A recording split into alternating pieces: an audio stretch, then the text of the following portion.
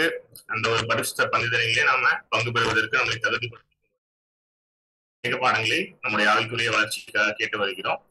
So இன்றும் அதே போல தேவன் நமக்கு ஒரு அருமையான ஒரு பாடத்தை தர சித்தம் வைத்திருக்கிறார். ஏன் கெத்செமனியில் வியாகுலம் என்ற தலைப்பின் கீழாக கோயம்புத்தூரிலிருந்து நம்மோடு இந்த சத்தியத்தை பகிர்ந்து கொள்ள இணைந்திருக்கும் நம்முடைய அன்பு சகோதரர் ஜேம்ஸ் பாஸ்கர் அவர்களை இந்த ஒரு சத்தியத்தை எடுத்தரும்படியாக அன்புடன் கேட்டுக்கொள்கிறேன்.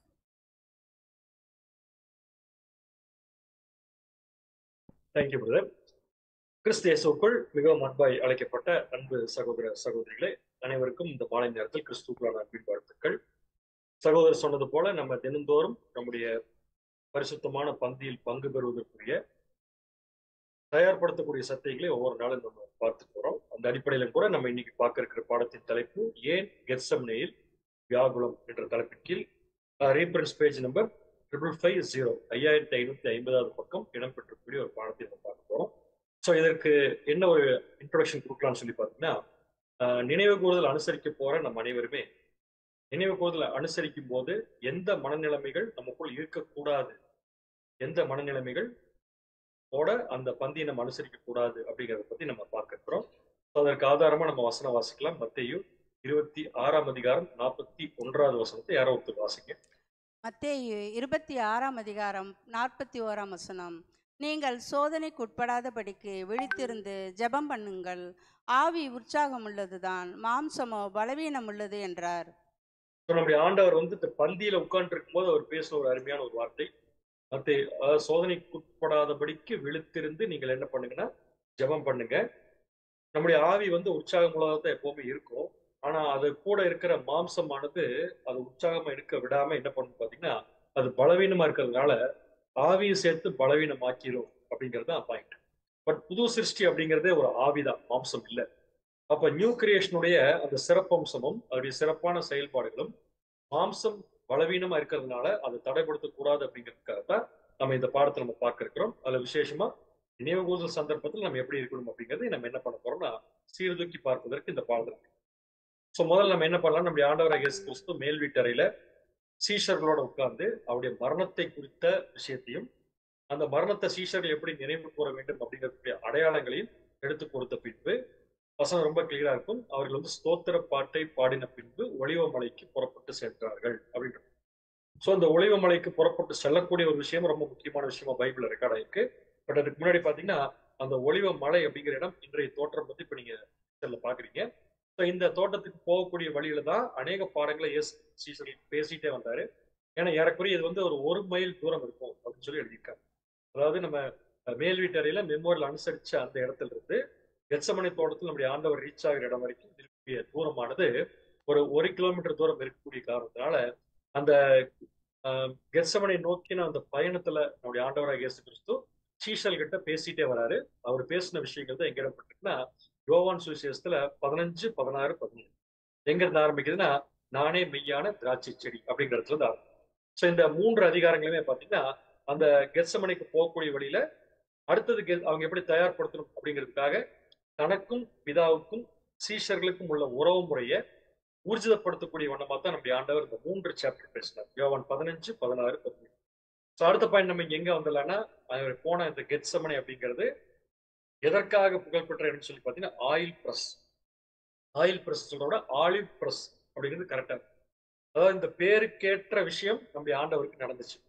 பட் இந்த கெத்செமனே தோட்டத்துல என்ன ப்ராசஸ் நடக்கும்னு சொல்லி பார்த்தீங்கன்னா ஒலிவ பழங்களை எடுத்துட்டு வந்து அந்த தோட்டத்துல அங்க இருக்கக்கூடிய ஒலிவ அந்த ஆலிவ் பிரஸ்ல வச்சு என்ன பண்ணுவாங்கன்னா அதை பிரஸ் பண்ணி கிரஷ் பண்ணி ஆயிலா மாத்துவோம். அப்படி மாற்றப்பட்ட அந்த ஒலிவ எண்ணெயை வந்து இஸ்ரேல் ஜனங்களுடைய வாழ்க்கையில 2 விஷயத்துக்கு பயன்பட்டு வந்துச்சு. அங்கிருந்து கிடைக்கக்கூடிய அந்த கிரஷ் பண்ணப்பட்ட அந்த ஒலிவ எண்ணெயை வந்து 2 விஷயத்துக்கு யூஸ் பண்ணாங்க. ஒண்ணு பாத்தீங்கன்னா உணவுக்கு அது யூஸ் பண்ணிருக்காங்க, 2வது வெளிச்சம் கொடுப்பதற்கு என்ன பண்ணிருக்காங்கன்னா யூஸ் பண்ணிருக்காங்க. ஸோ கெத்செமனே தோட்டத்தில் நடக்கக்கூடிய ஒரு ப்ராசஸ் இஸ்ரேல் ஜனங்களுக்கு எப்படி சாப்பாடும் சத்தியமும் கொடுத்துச்சோ அதே மாதிரி நம்முடைய ஆண்டவருடைய கெத்செமனே அனுபவங்கள் கூட நம்ம எல்லாருக்கும் என்ன கொடுக்குன்னு சொல்லி பாத்தீங்கன்னா சத்தியத்தையும் சாப்பாட்டையும் கொடுக்குன்னு சொல்லிட்டு பிரசர்பர் எழுதியிருக்காரு. அதை வாசிக்கலாம் சகோதரி வாசிக்கலாம். பயன்படுத்தினார்கள் என்பதை நாம் நினைவு கூறுகையில் மற்றும் இயேசுவும் உலகத்திற்கு ஆகாரம் அளிப்பவர் மற்றும் வெளிச்சம் அளிப்பவர் என்பதை நாம் நினைவு கூறுகையில், இயேசுவின் ஆத்துமாவை நசுக்கி போட்டதான அவரது சோதனையான அனுபவங்களை என்னைக்காக ஒலிவ பழங்களை நசுக்கி எடுக்கும் தோட்டத்தில் அவர் பெற்றிருப்பது விசேஷித்த விதத்தில் பொருத்தமுடையதாய் காணப்படுகின்றது என்று நாம் காண்கின்றோம். ரசல்பார் சொல்லக்கூடிய விஷயம் என்ன, ஒரு பொருத்தத்தை நம்ம பார்க்கலாம். ஒரு சிக்னிபிகன்ஸ் அங்க இருக்கு. அந்த பொருத்தம் என்னன்னு சொல்லி பார்க்கும்போது, ஒலிவ எண்ணெய் எப்படி கசக்கி பிழிஞ்சு அதன் மூலமா கிடைக்கக்கூடிய விஷயத்த உணவுக்கும் வெளிச்சத்துக்கு யூஸ் பண்ணாங்களோ, அதே மாதிரி நம்முடைய ஆண்டவர் கூட ஒட்டுமொத்த உலக ஜனங்களுக்கும் அவர் சேர்த்து அதே அந்த ஆலிவ் பிரஸ்ல கசக்கி பிழியப்பட்டார். அது பிழியப்பட்டதன் விளைவாக எல்லா ஜனங்களுக்கும் என்ன கிடைக்குது பாத்தீங்கன்னா, சாப்பாடும் கிடைக்குது, சத்தியம் கிடைக்குது, அட் த சேம் டைம் வெளிச்சம், நம்ம எப்படி நடக்கணுங்கிற விஷயமும் கிடைக்குது அப்படிங்கிற ஒற்றுமை இருக்கிறத அவர் குறிப்பிட்டிருக்காரு. ஸோ அதனாலதான் கெத்செமனேங்கிற தோட்டம் நம்முடைய ஆண்டவராக இயேசு கடைசி மணி நேரங்களை செலவு செய்வதற்காக கொடுக்கப்பட்ட ஒரு இடமா இருக்கு அப்படிங்கிறது கூட நம்ம இந்த இடத்துல பார்க்கணும். ஸோ இந்த ஆலிவ் பிரஸ் அப்படின்னு சொல்லக்கூடிய கெத்செமனே தோட்டம் யாரோட இருக்கலாம் அப்படின்னு ஒரு கெஸ்ஸிங் பண்றாங்கன்னா, மார்க்கோட ப்ராப்பர்ட்டியா இருக்கலாம் அப்படிங்கிறது ஒரு கருத்து. இயேசு கிறிஸ்துடைய அந்த கூட இருந்த சீஷர்கள் ஒருத்தராக இருக்கக்கூடிய மார்க் அவருடைய இடமா இருக்கலாம், ஜான் மார்க் அவருடைய இடமா இருக்கலாம் அப்படிங்கிறத நம்ம வாசிக்கலாம். மார்க் 14ஆம் அதிகாரம் 51ஆம் வசனம். ஒரு வாலிபன் ஒரு துப்பட்டியை மாத்திரம் தன்மேல் போர்த்து கொண்டு அவர் பின்னே போனான். அவனை பிடித்தார்கள். அவன் தன் துப்பட்டியை போட்டுவிட்டு நிர்வாணமாய் அவர்களை விட்டு ஓடி போனான். இந்த இடத்துல அவர் ஒரு அப்போஸ்தலன் இல்லாட்டி கூட இயேசு கிறிஸ்து சீஷனா இருந்து அவர் செய்ய வேண்டிய வேலைகளை செஞ்சிருக்காரு. அப்படி செய்யக்கூடிய அந்த சந்தர்ப்பத்தில் கூட அவருடைய இடமா தான் இது இருந்திருக்கலாம் அப்படிங்கிற கருத்துக்கள் அநேகமா நமக்கு என்னன்னா சொல்லப்பட்டிருக்கு. ஸோ இந்த கெத்செமனே தோட்டத்தில் இருக்கிற சிக்னிபிகன்ஸ் பார்த்தோம். கெத்செமனே போற வழியில நம்முடைய ஆண்டவர் சீஷரோட பேசிட்டு போனார்னு பார்த்தோம். அப்படி பேசிட்டு போன பல விஷயங்கள்ல ஒரு முக்கியமான விஷயம், இயேசு கிறிஸ்து அவங்களுக்கு என்ன கொடுக்க நினைச்சாருன்னா, ஒரு எச்சரிப்பை கொடுக்க ஆரம்பிச்சார், ஒரு நோட் ஆஃப் வார்னிங் கொடுக்க ஆரம்பிச்சார். ஏன்னு கேட்டீங்கன்னா, கிளியரா ப்ராஃபஸி சொல்லுது, இன்னும் கொஞ்ச நேரத்துல இயேசு கிறிஸ்துவுக்கு நடக்க போற ஒரு முக்கியமான துயரமான சம்பவத்தை பத்தி பேசுது. அந்த துயரமான சம்பவத்தை சீஷர்கள் பார்க்கும்போது அவங்க என்ன ஆயிடக்கூடாதுன்னு சொல்லி பாத்தீங்கன்னா, உடனே அவங்க பயப்பட்டு அவங்க சோர்வடைந்து அதாவது அவங்க தொடர்ந்து போறதுக்கு ஒரு தடையா அது மாறி இருக்கக்கூடாது, ஆச்சரியம் அடைஞ்சிடக்கூடாது அப்படிங்கிறதுக்காக நம்முடைய ஆண்டவர் பழைய ஏற்பாட்டு இருக்கிற ப்ராஃபஸி, தன்னை பத்தி எழுதப்பட்ட ப்ராஃபஸி, தனக்கு இன்னும் கொஞ்ச நேரத்தில் நிறைவேற போற ப்ராஃபஸிய அவங்க முன்னாடி அவர் எடுத்து சொன்னார். வாசிக்கலாம். சகரியா 13ஆம் அதிகாரம் 7ஆம் வசனம். இந்த ப்ராஃபஸி தான் அவர் எனக்கு எடுத்து சொல்லியிருக்காரு. சகரியா 13ஆம் அதிகாரம் 7ஆம் வசனம். பட்டயமே என் மேய்ப்பன் மேலும் என் தோழனாகிய புருஷன் மேலும் எழும்பு என்று சேனைகளின் கர்த்தர் சொல்லுகிறார். மேய்ப்பனை வெட்டு, அப்பொழுது ஆடுகள் சிதறி போகும், ஆனாலும் என் கரத்தை சிறுவர் மேல் திரும்ப வைப்பேன். ப்ராஃபஸி ரொம்ப கிளியரா இருக்கு. மேய்ப்பன் வெட்டப்படுவார். இப்ப நம்முடைய ஆண்டவராக இயேசு கிறிஸ்துவை எல்லாரும் அரெஸ்ட் பண்ணிட்டு போறாங்க. அதான் வெட்டுறதுடைய ஆரம்பம். மேய்ப்பனை வெட்டு, அப்ப என்ன ஆகுன்னு பாத்தீங்கன்னா, அவர் ஆடுகள் சிதறிப்போம். ஸோ அங்க இருக்கிற ஆடுகள் யாரு? மேய்ப்பன் பக்கத்துல இருக்கிறது பாத்தீங்கன்னா அந்த 11 அப்போஸ்தலர்கள் என்ன பண்ணிடுவாங்க பாத்தீங்கன்னா, அவங்க ஓடி போயிடுவாங்க அப்படிங்கிற ஒரு கருத்தை இந்த ப்ராஃபஸி என்ன பண்ணுதுன்னா சொல்லு. வாசிக்கலாம் பாருங்க விளக்கத்திற்கு. தீர்க்க தரிசனத்தை அவர்களுக்கு குறிப்பிட்டார். சகரியா 13ஆம் அதிகாரம் 7ஆம் வசனம். இதன் காரணமாக அவர்கள் அனைவரும் சோர்வடைவார்கள், இடறுவார்கள், கலங்கி போய்விடுவார்கள் என்று தெளிவாய் அவர்களுக்கு கூறினார். அவர்கள் எதிர்பார்த்திராத காரியங்கள் சம்பவிக்கும் என்று கூறினார். அதான் ஆச்சரியமான விஷயம். அவங்க எதிர்பார்த்துட்டு இருக்கிற விஷயம் நடக்க போறது இல்ல, அவங்க எதிர்பார்க்காத காரியம் நடக்க போகுது. அதனால அங்க என்ன நடக்க போகுதுங்கிறத முன்கூட்டி நம்முடைய ஆண்டவர் சகரியா 13 ரெஃபர் பண்ணி 7 ரெஃபர் பண்ணி சொல்றாரு. இப்ப எனக்கு கொஞ்ச நேரத்துல ஆபத்து வரப்போகுது. அந்த ஆபத்து வரும்போது நீங்க என்ன பண்ணிருக்கீங்க பாத்தீங்கன்னா, என்னை விட்டு ஓடி போயிருக்கீங்க அப்படிங்கிறத சொல்ல ஆரம்பிக்கும் போதே அங்க எல்லாரும் பேசாம இருக்கிறப்ப நம்முடைய அப்போஸ்தலனாகிய பேதுருவால பேசாம இருக்க முடியும். இப்ப இந்த இடத்துல இருந்து ஒரு முக்கியமான பாடத்தை நம்ம கற்றுக்கொள்ள போறோம். ஏற்கனவே பாடத்துடைய விளக்கத்தை நம்ம பாக்குறப்ப நினைவு கூறுதல் அனுசரிக்கும் போது நமக்குள்ள இருக்கக்கூடாத குணலட்சணங்கள் என்ன அப்படிங்கிறத பத்தி பார்க்கணும். ஸோ இப்ப நம்முடைய ஆண்டவர் நினைவு கூறுதல் முடிச்சிட்டாரு. இப்ப கெத்செமனே போயிட்டு இருக்காரு. ஒரு எச்சரிப்பான தீர்க்க தரிசனத்தை சொல்றாரு. ஏன்னா அந்த தீர்க்க தரிசனம் கொஞ்ச நேரத்துல அவருக்கு நடக்க போகுது. அப்படி சொல்லும் போது பேதுருவால் அதை தாங்கிக் கொள்ள முடியாம அவர் என்ன சொல்லிட்டாருன்னு பாத்தீங்கன்னா, ஆண்டவர் இது உமக்கு நேரிடக்கூடாது. ஸோ இந்த விஷயத்த பத்தி நம்முடைய ஆண்டவர் பார்த்துட்டு பேதுரு அப்ரிஷியேட் பண்ணாம அவர் திட்டத்தா செஞ்சார். அப்படின்னு எந்த அடிப்படையில பேதுரு இயேசு கிறிஸ்து சொன்ன ப்ராபசியில அவரை வெட்டும் போது ஆடுகள் சிதறி போகும் அப்படிங்கிற ப்ராபசிய நடக்காதுன்னு சொல்றாரு. நான் உங்களை விட்டு போக மாட்டேன், ஆடுகள் சிதறாது அப்படிங்கிறது எந்த அடிப்படையில் சொல்றாருன்னு சொல்லி பாத்தீங்கன்னா அதோடைய வீக்னஸ் அப்படிங்கறத சொல்றாரு. அது மட்டும் இல்ல, அதோடைய மிகப்பெரிய டேஞ்சர் அப்படின்னு சொல்றாரு. அந்த விளக்கத்தை தான் இப்ப நம்ம போட்டிருக்கோம். சகோதரி வாசிங்க. கர்த்தருக்கான தனது பக்தியில் முழு நம்பிக்கை உடையவரான பரிசுத்த பேதுரு இதை மறுத்தார். மற்றும் இது ஒருவேளை மற்றவர்களுடைய விஷயத்தில் உண்மையாய் இருந்திட்டாலும் தன் விஷயத்தில் அப்படியாக இராது என்றும், போதகரை மறுதலிப்பதற்கு பதிலாக அவரோடு கூட மரிப்பதற்கு தான் ஆயத்தமாய் உள்ளதாகவும் தெரிவித்தார். பரிசுத்த அப்புறம் வாசிங்க. அதாவது இந்த ஃபர்ஸ்ட் பார்ட்ல என்ன இருக்குன்னு பாத்தீங்கன்னா, ஆண்டவர் வந்து ஒரு ப்ராஃபஸியை ரெஃபர் பண்ணி சொல்றாரு. இப்ப எனக்கு ஒரு ஆபத்து வரப்போகுது, அப்ப நீங்க எல்லாம் ஓடிடுவீங்க அப்படின்னு சொல்லும் போது பேதுரு சொல்றாரு, ஆண்டவரே நான் மரித்தாலும் மரிப்பேனே தவிர உங்களை விட்டு நான் போக மாட்டேன் அப்படிங்கிற விஷயத்த அவர் மரிப்பதற்கும் தயாரா இருக்கிறாருங்கிற விஷயத்த அவர் தெரிவிச்சார். இந்த ஒரு வார்த்தை சூப்பரா இருக்கு. அது ஒரு கான்பிடன்ஸ் கொடுக்கக்கூடிய விஷயமா இருக்கு. ஒரு ஃபெய்த்தை இன்க்ரீஸ் பண்ற விஷயமா இருந்தா கூட சொல்லப்பட்டது ஒரு தீர்க்க தரிசனம். அப்ப அந்த தீர்க்க தரிசனத்துக்கு புறம்பா எதுவும் நடக்காது அப்படின்னு தெரிஞ்சுக்கிட்டா ஃபெய்த் உள்ளவங்க என்ன பண்ணிருப்பாங்க பாத்தீங்கன்னா அதுக்கு அப்படியே கீழ்ப்படிவாங்க. ஆமா நடக்கும் அப்படின்னு சொல்லி நம்பி இருக்கலாம். ஆனா பேதுருவால் அப்படி நம்ப முடியல. அப்ப பேதுரு என்ன கண்டிஷன் இதை பேசினார் அப்படின்னு பாத்தீங்கன்னா இப்ப வாசிங்க தொடர்ந்து. பரிசுத்த பேதுரு மாபெரும் அபாயத்தில் காணப்படுவதாக இயேசு இன்னும் வலியுறுத்தினவராக இருந்தார். பரிசுத்த பேதுரு தனது மாம்சத்தினிடத்தில் மிக அதிகமாய் நம்பிக்கை கொண்டவராகவும் தேவனை நோக்கி பார்க்காதவராகவும் சோதனைக்கு எதிராக ஜெபத்துடன் விழித்திராதவராகவும். என்ன 3 பாயிண்ட் இங்க வருது பாத்தீங்கன்னா, பேதுரு எப்படி வந்து நம்முடைய ஆண்டவர்கிட்ட யார் உங்களை மறுதளிச்சாலும் நான் மறுதளிக்க மாட்டேன் அப்படிங்கிறது எந்த அடிப்படையில் சொல்லியிருக்காருன்னு சொல்லி பாத்தீங்கன்னா, நம்முடைய சகோதர குறிப்பிட்ட விஷயம் அப்படின்னா, அவர் மாம்சத்தின் மீது அதிக நம்பிக்கை கொண்டவராய். சோ மாம்சத்தின் மீது அதிக நம்பினா பேதுரு வந்து தன்னுடைய பிளஷத்தை ரொம்ப நம்புறாரு நம்ம எடுக்க முடியாது. இந்த இடத்துல அவருடைய மாம்சத்துடைய செயல்பாடுகள் அவருடைய கண்ட்ரோலை மீறி வந்துருச்சு. அதனாலதான் சொல்லிட்டாரு, நான் மறுதளிக்க மாட்டேன், மத்தவங்க போனாலும் நான் போக மாட்டேன்னு சொன்னாரு. ஆனா இந்த நம்பிக்கை எங்கிருந்து வந்திருக்கு பாத்தீங்கன்னா மாம்சத்திலிருந்து. சோ மாம்சத்திலிருந்து வரக்கூடிய ஒரு நம்பிக்கை அப்படிங்கிறது எந்த அடிப்படையில வரும்னு சொல்லி பார்க்கும்போது ரொம்ப சென்சிட்டிவா இருக்கிறதுனால வரக்கூடிய விஷயம். சென்சிட்டிவ் அர்த்தம் ரொம்ப உணர்ச்சி மிக்கவராய் இருப்பதால் வரக்கூடிய ஒரு விஷயம். ஜென்ரலாவே பாத்தீங்கன்னா ரசல்பர் சொல்ற கருத்து என்ன பாத்தீங்கன்னா, அதாவது அதிகமாக மாம்சத்தின் மேல் நம்பிக்கை வைக்கக்கூடியவங்க எல்லாருமே பாத்தீங்கன்னா கட்டாயமா உணர்ச்சி அதிகம் இருந்தவர்களா தான் இருக்காங்க. சென்சிட்டிவா தான் இருப்பாங்க. ரொம்ப சென்சிட்டிவா இருப்பாங்க. ஈஸியா அவங்களுக்கு கோவம் வந்துடும். ஈஸியா அவங்களுக்கு ஒரு சுச்சுவேஷனுக்கு டக்குன்னு மாறிடுவாங்க. அது மட்டும் இல்ல ஈஸியா மற்ற விஷயத்த தவறா எடுத்துப்பாங்க. மிஸ் அண்டர்ஸ்டாண்டிங் சீக்கிரமா படுவாங்க. இதெல்லாம் சென்சிட்டிவ் நம்மளே சொல்லுவோம், அவர் ரொம்ப சென்சிட்டிவ், கொஞ்சம் பார்த்து பழகு. அதே மாதிரிதான் இந்த சென்சிட்டிவ்ங்கிற விஷயத்துக்குள்ள என்ன இருக்குன்னா, அவர்கள் மாம்சத்தின் மீது அதிக நம்பிக்கை கொண்டவர்களா இருப்பாங்க. இது ஃபர்ஸ்ட் பாயிண்ட். இதான் பேதுருகிட்ட இருந்த டேஞ்சர். இந்த மனநிலைமை நமக்கு இருக்கக்கூடாது. 2வது பாயிண்ட் பாத்தீங்கன்னா, அவர் தேவனை நோக்கி பார்க்காதவராக இருப்பார் சொல்லி சகோதரர் இருக்காரு. என்றைக்கு ஒரு சகோதரனோ ஒரு சகோதரியோ சென்சிட்டிவா இருந்து தங்கள் மாம்சத்தின் மீது அதிக நம்பிக்கை வைக்கிறாங்களோ அப்ப கண்டிப்பா தேவன் மேல அதிக நம்பிக்கை வைக்க மாட்டாங்க. ஏன்னா தேவனும் நம்முடைய மாம்சமும் ஒண்ணுக்கு ஒண்ணு ஆப்போசிட்.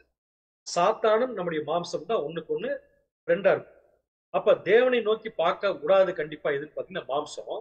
பட் அந்த மாம்சத்துக்கு மீது நம்பிக்கை வைக்கிறதுனால வரக்கூடிய அந்த சென்சிட்டிவிட்டினால என்ன ஆகுதுன்னு பாத்தீங்கன்னா தேவனை நோக்கி பார்க்க முடியாத ஒரு சூழ்நிலைக்கு அவர் தள்ளப்படுறாரு.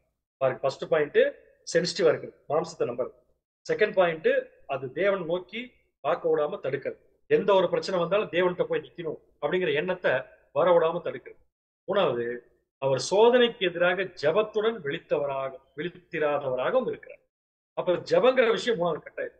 ஏன் ஜபம் கட்டாயம்னு சொல்லி பாத்தீங்கன்னா, மாம்சத்தின் மீது அதிக நம்பிக்கை வச்சுட்டவங்களுக்கு ஓவர் கான்பிடன்ஸ் அப்படின்னு ஒண்ணு வந்துடும். அது மட்டும் இல்ல, அவங்க தேவனை கேட்டு என்ன பண்ண மாட்டாங்க, என்ன செய்யும். ஏன்னா தங்கள் மாம்சத்தை கேட்கக்கூடிய பழக்கம் வந்துச்சுனாலே தேவன்கிட்ட போய் கேட்கணுங்கிற எண்ணம் வராது. தேவனை நோக்கி பார்க்கும் எண்ணம் வராது. ஏன்னா மாம்சம் அதுக்கு அனுமதி கொடுக்காது. சோ மாம்சத்தினுடைய அந்த செயல்பாடுகளை நம்பி வாழக்கூடிய ஒரு சகோதரனால கண்டிப்பா இந்த மாதிரி சூப்பர் வார்த்தைகள் பேசுவதற்கு வந்தா கூட அந்த உணர்ச்சி பூர்வமான வார்த்தைகளுக்கு பின்னாடி இருக்கக்கூடிய பழைய மனுஷனாக அவங்க வாழ்க்கையை கொஞ்சம் கொஞ்சமா சிதைத்து கொண்டிருக்கிறது அப்படிங்கறது முக்கியமான விஷயம். அதனால இந்த கேரக்டர் பேரு ஓவர் கான்பிடன்ஸ். பேதுரு இந்த நிலைமைக்கு என்ன பண்ணிட்டாருன்னா வந்துட்டார். ஆனா இந்த இந்த இந்த ஓவர் கான்பிடன்ஸ் வந்ததுனால பேதுரு செஞ்ச தவறுகள் பாத்தீங்கன்னா இதோட நம்முடைய ஆண்டவரை பார்த்து அவர் சொன்னார் இல்லையா, மத்தவங்க மறுதளிச்சாலும் நான் மறுதளிக்க மாட்டேன் அப்படின்னு சொல்லும் போது அங்க என்னென்ன விஷயங்கள் மீறப்படுகிறது அப்படின்னு பாத்தீங்கன்னா, 1 சகரியா 13:7 மீறார் பேதுரு. சகரியா 13 இப்ப என்ன படிச்சோம் நம்ம? மேய்ப்பனை வெட்டுவேன், ஆடுகள் சிதறுண்டு போகிறது ப்ராஃபசி. அப்ப ப்ராஃபசி நடக்க வேண்டிய விஷயம். கண்டிப்பா வேதத்தில் உள்ள எந்த தீர்க்கதரிசியும் நடக்காம போறதுக்கு வாய்ப்பே கிடையாது. அப்படி இருக்கிறப்ப பேதுரு சொல்றாரு, இல்ல நடக்கும், நான் சிதறண்டு போக மாட்டேன், நாங்க இருப்பேன்னு சொல்றாருன்னா அவர் ஸ்பீக்கிங் அகைன்ஸ்ட் த ப்ராஃபசி. அது மட்டும் இல்ல, அந்த இடத்துல அவர் பேசுவதற்கு காரணம் என்ன? அவர் சோதனையை சகிப்பதற்கு தயார். சோதனையை சகிப்பதற்கு தயார் இல்ல. ஏன்னு கேட்டீங்கன்னா, அவர் சொன்ன வார்த்தைகளுக்கு ஓவர் கான்பிடன்ஸ் அவரை சோதனைக்குள்ள போய் சகிப்பதற்கு கண்டிப்பா என்ன பண்ணல, விடல. அதற்கு மாறாக சோதனையிலிருந்து தப்பிக்கிற வழி தான் அவர் பண்ணார். அப்படின்னா இந்த ஓவர் கான்பிடன்ஸ் அப்படிங்கிற கேரக்டருக்கு முன்னாடி வரக்கூடிய விஷயம், அவர்கள் ரொம்ப சென்சிட்டிவா இருப்பாங்க. சென்சிட்டிவா இருக்கிறவங்க தேவனை நோக்கி பார்க்க மாட்டாங்க, தங்க மாம்சத்தை தான் பார்ப்பாங்க. அதனால தேவன்கிட்ட பண்ணக்கூடிய ஜெபம் குறைஞ்சு போயிடும். இதனுடைய வெளிப்பாடு எப்படி வரும் பாத்தீங்கன்னா, தேவன் சொன்ன தீர்க்க தரிசனத்துக்கு அகைன்ஸ்டா ஒரு கான்பிடன்ஸா பேசக்கூடிய விஷயத்த அந்த ஓவர் கான்பிடன்ஸ் என்ன பண்ணி கொடுத்துரும். அது மட்டும் இல்லாம சோதனையை சகிக்கிற பக்குவத்தை கொடுக்கறதுக்கு பதிலா சோதனையை விட்டு தப்பிக்கக்கூடிய பக்குவத்தை தான் அது அதிகமா கொடுக்கும். இது மட்டும் இல்லைங்க, ஒருத்தருடைய ஓவர் கான்பிடன்ஸ் மற்ற எல்லாருக்கும் கான்பிடன்ஸா மாறிக்கும். ஏன்னா மத்த எல்லாருமே மாம்சத்தை இருக்கு. ஒருத்தருடைய ஓவர் கான்பிடன்ஸ் மற்றவங்களுக்கு எல்லாம் கான்பிடன்ஸா மாறி. இது எங்க நடந்துச்சு தெரியுங்களா? பேதுரு இந்த மாதிரி இயேசு கிறிஸ்து பார்த்து நான் உங்களை மறுதளிக்க மாட்டேன்னு சொன்னதுக்கு அப்புறமா அங்க மிச்சம் இருந்த 10 பேர் இருந்துருக்கல சொன்னாங்க பாருங்க, அவங்களை எப்படி பாதிச்சிருப்பாரு அந்த 10 பேர். மத்தேயு 26ஆம் அதிகாரம் 35ஆம் வசனம். மத்தேயு 26ஆம் அதிகாரம் 35ஆம் வசனம். அதற்கு பேதுரு, நான் உம்மோடே மரிக்க வேண்டியதா இருந்தாலும் உம்மை மறுதலிக்க மாட்டேன் என்றான். சீசர்கள் எல்லாரும் அப்படியே சொன்னார்கள். எவ்வளவு மோசமான நிலைமை பாருங்க. அப்ப சீசர்கள் பாட்டுக்கு பேசாம இருந்திருப்பாங்க மத்தவங்க எல்லாம். எப்ப பேதுரு சும்மா இருந்தாருன்னா, இயேசு கிறிஸ்து சொல்லும்போது மேய்ப்பனை வெட்டுவேன், ஆடுகள் சிதறுண்டு போகும் அப்படின்னு சொல்லும்போது பேதுரு பேசாம இருந்தா சீசர்கள் மத்த எல்லாரும் பேசாம இருந்திருப்பாங்க. ஏன்னா அது ப்ராஃபசி, நடந்தா தீரும், புரிஞ்சிருப்பாங்க. ஆனா பேதுரு எந்திரிச்சு இல்ல நடக்க விடமாட்டேன்னு சொன்ன உடனே அந்த பேதுருடைய வார்த்தைகள் பேர் இருக்கிற ஓவர் கான்பிடன்ஸ் மிச்சம் இருக்கிற 10 பேருக்கு கான்பிடன்ஸா மாறி அவங்க என்ன சொல்லிட்டாங்க பாத்தீங்கன்னா, ஆமாமாமா நாங்களும் என்ன பண்ண மாட்டோம், போக மாட்டோம். இப்ப பாருங்க, உணர்ச்சி வசப்படக்கூடிய ஒருத்தர் சொன்ன வார்த்தைகளை நம்புனா அது கண்டிப்பா அது தவறான விஷயம் மத்த போய். அதனால இந்த பாடத்துல கூட நம்ம என்ன தெரிஞ்சுக்கிறோம்னு சொல்லி பாத்தீங்கன்னா, ஒருத்தர் உணர்ச்சி வசப்படும் போது அவர் சொல்லக்கூடிய கருத்தை தயவு செய்து என்ன பண்ணக்கூடாதுங்க, ஏற்றுக்கொள்ள கூடாது. ஏன்னா அந்த உணர்ச்சி வசப்படக்கூடிய விஷயத்திற்கு பின்னாடி மாம்சம் செயல்படுகிறது. அந்த மாம்சம் தேவனுடைய தீர்க்க தரிசனத்துக்கு அகைன்ஸ்டா ஒரு ஓவர் கான்பிடன்ஸ் வர வைக்கிறது. அந்த ஓவர் கான்பிடன்ஸை நாமளும் பார்த்துட்டு ஒருத்தர் சொல்றதை வச்சுட்டு உடனடியா ஒரு முடிவுக்கு வரக்கூடாது, அந்த கருத்தை நம்பவும் கூடாது, அந்த கருத்தை ஏற்றுக்கொள்ளவும் கூடாது. இது எல்லாமே நம்முடைய மைண்ட்ல நியூ கிரியேஷன்ல நம்ம மெமோரியல்ல பங்கு பெறும்போது நமக்குள்ள இருக்க வேண்டிய முக்கியமான குணலட்சணங்கள். நான் சொல்றதை எப்படி நீங்க தப்பா புரிஞ்சுக்கூடாதுன்னா, மெமோரியல் டேக்கான குணலட்சணங்கள் அல்ல, நம்ம லைஃப் போல இருக்க வேண்டிய குணலட்சணங்கள். இது மெமோரியல் டேல நம்ம பங்கு பெறதுக்கு முன்னாடி நம்ம கிட்ட இல்லைங்கிறத நாம் என்ஷூர் பண்ண வேண்டிய காலப்பகுதிக்குள் இப்ப நம்ம இருக்கோம். அன்புக்குரிய சகோதர சகோதரிகளே, செல்ஃப் கான்பிடன்ஸ், ஓவர் கான்பிடன்ஸ்ங்கிறதா செல்ஃப் கான்பிடன்ஸ். செல்ஃப் கான்பிடன்ஸ் அப்படிங்கிறது நம்முடைய பலவீனங்களை மறைச்சு. அடுத்த பாயிண்ட், செல்ஃப் கான்பிடன்ஸ் அப்படிங்கிறது ப்ராஃபஸ்க்கு அகேன்ஸ்டா பேச வச்சு நம்ம போய் பார்த்தோம், மற்றவங்களுக்கு எடுத்துருன்னு பார்த்தோம். இப்ப ஆக்சுவலா நமக்குள்ள இன்னொரு முக்கியமான விஷயம் பார்த்தீங்கன்னா, நம்முடைய பலவீனம் என்னங்கிறது நம்மளால அறிய விடவே. ஸோ நமக்குள்ள இருக்கக்கூடிய பலவீனத்தை மற்றவங்க கூட ஈஸியா கண்டுபிடிச்சிருவாங்க, ஆனா நம்மளால கண்டுபிடிக்க முடியாது. எப்பன்னு கேட்டீங்கன்னா அந்த செல்ஃப் கான்பிடன்ஸ் இருக்கு. அப்ப யோசிச்சு பாருங்க, பேதுரு பேசும்போது மற்ற சீஷர்கள் எல்லாருமே அவங்க பலவீனத்துல தான் இருந்தாங்க. அதனாலதான் டக்குன்னு என்ன பண்ணிட்டாங்கன்னா, அவங்க பலவீனம் தெரியாம பேதுருடைய கான்பிடன்ஸை அவங்க ஓவர் கான்பிடன்ஸ் எடுத்துட்டு செல்ஃப் கான்பிடன்ஸ் எடுத்துட்டு என்ன பண்றாங்க, அவங்களும் சேர்ந்து ஆமாமாமா நாங்களும் மறுதளிக்க மாட்டோம் அப்படிங்கிற வார்த்தை என்ன பண்றாங்கன்னா யூஸ் பண்றாங்க. அப்ப பாருங்க, ஒரு சின்ன ஒரு அந்த செல்ஃப் கான்பிடன்ஸ், அந்த சின்ன ஒரு சென்சிட்டிவான விஷயம், உணர்ச்சி பூர்வமான விஷயம் எப்படி கொண்டு விட்டுருச்சுன்னு பாத்தீங்கன்னா எத்தனை பேர்த்த ஈஸியா கிடைக்கும். அப்ப நாம கூட மெமோரியல் அனுசரிக்க முன்னாடி நம்ம நல்லா தெரிஞ்சு வச்சிருக்க வேண்டிய விஷயம்னா, நம்ம சென்சிட்டிவா இருக்கக்கூடாதுங்கிறது ஒரு பக்கம், அடுத்து இன்னொரு பக்கம் பாத்தீங்கன்னா செல்ஃப் கான்பிடன்ஸ் நமக்கு இருக்கக்கூடாதுங்கிறது ஒரு பக்கம். அது நம்ம கிட்ட இல்லைன்னா நம்ம எப்படி என்ஷூர் பண்ணலாம்னா, எப்படி உறுதி செய்யலாம்னா, நமக்குள்ள இருக்கக்கூடிய பலவீனம் நமக்கு நல்லா தெரிஞ்சிருக்கும். நமக்குள்ள இருக்கிற பலவீனம் நமக்கு நல்லா தெரிஞ்சிருக்கும். உண்மையை சொல்ல போனா நம்முடைய பலவீனங்கள் நமக்கு நல்லா தெரிஞ்சாலே அது ஒரு மிகப்பெரிய பலம். நம்முடைய பலவீனங்கள் நமக்கு தெரிஞ்சாலே அது மிகப்பெரிய பலம். நம்முடைய பலவீனங்கள் எப்பொழுது மறைக்கப்படுதுன்னு பாத்தீங்கன்னா இந்த ஓவர் கான்பிடன்ஸ், செல்ஃப் கான்பிடன்ஸ். இந்த கண்டிஷன்ல தான் பேதுரு அன்னைக்கு இருந்தாரு, நாம் இருக்கக்கூடாது. அப்போஸ்தலன் இப்போ என்ன சொல்றாருன்னா, அவருடைய மாம்சம் எப்படி செயல்பட்டுச்சு, அவருடைய ஸ்பிரிட் எப்படி செயல்பட்டுச்சுங்கிறத ரொம்ப அழகா சொல்றாரு. 2 கொரிந்தியர் 12ஆம் அதிகாரம் 10ஆம் வசனம். 2 கொரிந்தியர் 12ஆம் அதிகாரம் 10ஆம் வசனம். அந்தபடி நான் பலவீனமாய் இருக்கும் போதே பலமுள்ளவனாய் இருக்கிறேன். ஆகையால் கிறிஸ்துவ நிமித்தம் எனக்கு வரும் பலவீனங்களிலும் நிந்தைகளிலும் நெருக்கங்களிலும் துன்பங்களிலும் இடுக்கண்களிலும் நான் பிரியப்படுகிறேன். ரொம்ப உணர்ச்சி பூர்வமா பேசப்பட்ட வசனம் தான் இது, அப்போஸ்தலன் பவுல் சொன்னது. ஆனா அதுக்குள்ள என்ன அருமையான ஒரு கான்பிடன்ஸ் வச்சிருக்காரு பாருங்க. அது ஓவர் கான்பிடன்ஸ். அவர் என்ன சொல்றாருன்னா, பலவீனமா இருக்கும் போதே பலமுள்ளவனா இருக்கு. இது எப்படி சாத்தியம், எப்படி பொருந்தும்? ஒருத்தர் பலவீனமா இருக்கும்போது எப்படி பலமா இருக்கு? பவுல் சொல்லக்கூடிய விஷயம் என்ன, பலவீனமா இருக்கும் போதே நான் எப்படி பலமுள்ளவனா இருக்கிறேன்னா, என்னுடைய பலவீனம் என்னங்கிறது எனக்கு நல்லா தெரியும், அதனால நான் பலமுள்ளவன். அப்ப பலவீனங்கள் தெரியறது எப்படி பலன் கேட்டா, பலவீனங்களை என்ன இருக்குன்னு தெரிஞ்சுக்கிட்டோம்னா அது ஈஸியா எப்படி கிளியர் பண்றது நம்ம கண்டுபிடிச்சிக்கலாம். பலவீனமே தெரியாம இருக்கிறப்ப நம்ம பலமுள்ளவனா இருக்க முடியாது. அப்போஸ்தலன் பவுல் சொல்றாரு, நான் பலமுள்ளவனா இருக்கிறதுனால எனக்கு எப்பேற்பட்ட பிரச்சனை வந்தாலும் அந்த பிரச்சனையை விட்டு நான் தப்பிச்சு போக மாட்டேன். அந்த பிரச்சனையில நான் என்ன பண்றேன்னா பிரியப்படுறேன்னு சொல்லி. ஸோ இது எல்லாமே நம்ம யோசிச்சு பார்க்க வேண்டிய விஷயம். நம்ம எல்லாருமே சீர்தூக்கி பார்க்க வேண்டிய விஷயங்கள். நம்ம எல்லாருக்குமே உண்மையான நம்முடைய பலவீனங்கள் நல்லா தெரியும். பலவீனங்கள் தெரிந்தா மட்டும் பத்தாது, தெரியறது முதல் ஸ்டெப் பலமா இருக்கிறதுக்கு. அதே சமயம் அந்த பலவீனங்களை எப்படி போக்கிக் கொள்வது அப்படிங்கிறதுடைய வழிகளையும் கண்டுபிடிக்கணும். 3வது விஷயம், அந்த பலவீனங்களை ஒருத்தர் சுட்டி காட்டும் போது ஏற்றுக்கொள்ளக்கூடிய மனப்பக்குவம் நமக்கு. ஸோ இதெல்லாம் இருந்துச்சுன்னா பலவீனம் இருக்கும்போது நம்ம பலமுள்ளவர்களா தான். இந்த ஒரு கண்டிஷன் அன்னைக்கு பேதுருவுக்கு இருந்துச்சு, அதே கண்டிஷன் இப்ப நமக்கும் இருக்கக்கூடாதுங்கிறது தான் இந்த பாடத்தில் நம்ம பார்க்கணும். ரசலுடைய கமெண்ட்ரி வாசிக்கலாம், வாசிங்க. சந்தேகத்திற்கு இடமின்றி இந்த யுகத்தினுடைய முடிவில், இந்த சுவிசேஷ யுகத்தினுடைய நிறைவு நாட்களில் கிறிஸ்துவனுடைய சபைக்கு கெத்சமனே அனுபவங்கள் கடந்து வரும். இந்த சோதனைகளிலும் பரீட்சைகளிலும் நிலை நின்று ஜெயங்கொண்டவர்களாக வருபவர்களின் கர்த்தரிடத்திலான விசுவாசம் மற்றும் நம்பிக்கையே பலமுள்ளதாய் காணப்படும். இவர்கள் சோதனைக்குட்படாதபடிக்கு விழித்திருந்து ஜெபம் பண்ணுகிறவர்களாய் இருப்பார்கள். மற்றும் இவர்கள் இப்படியாய் அவைகளுக்கு எதிராய் பாதுகாக்கப்பட்டிருப்பார்கள்.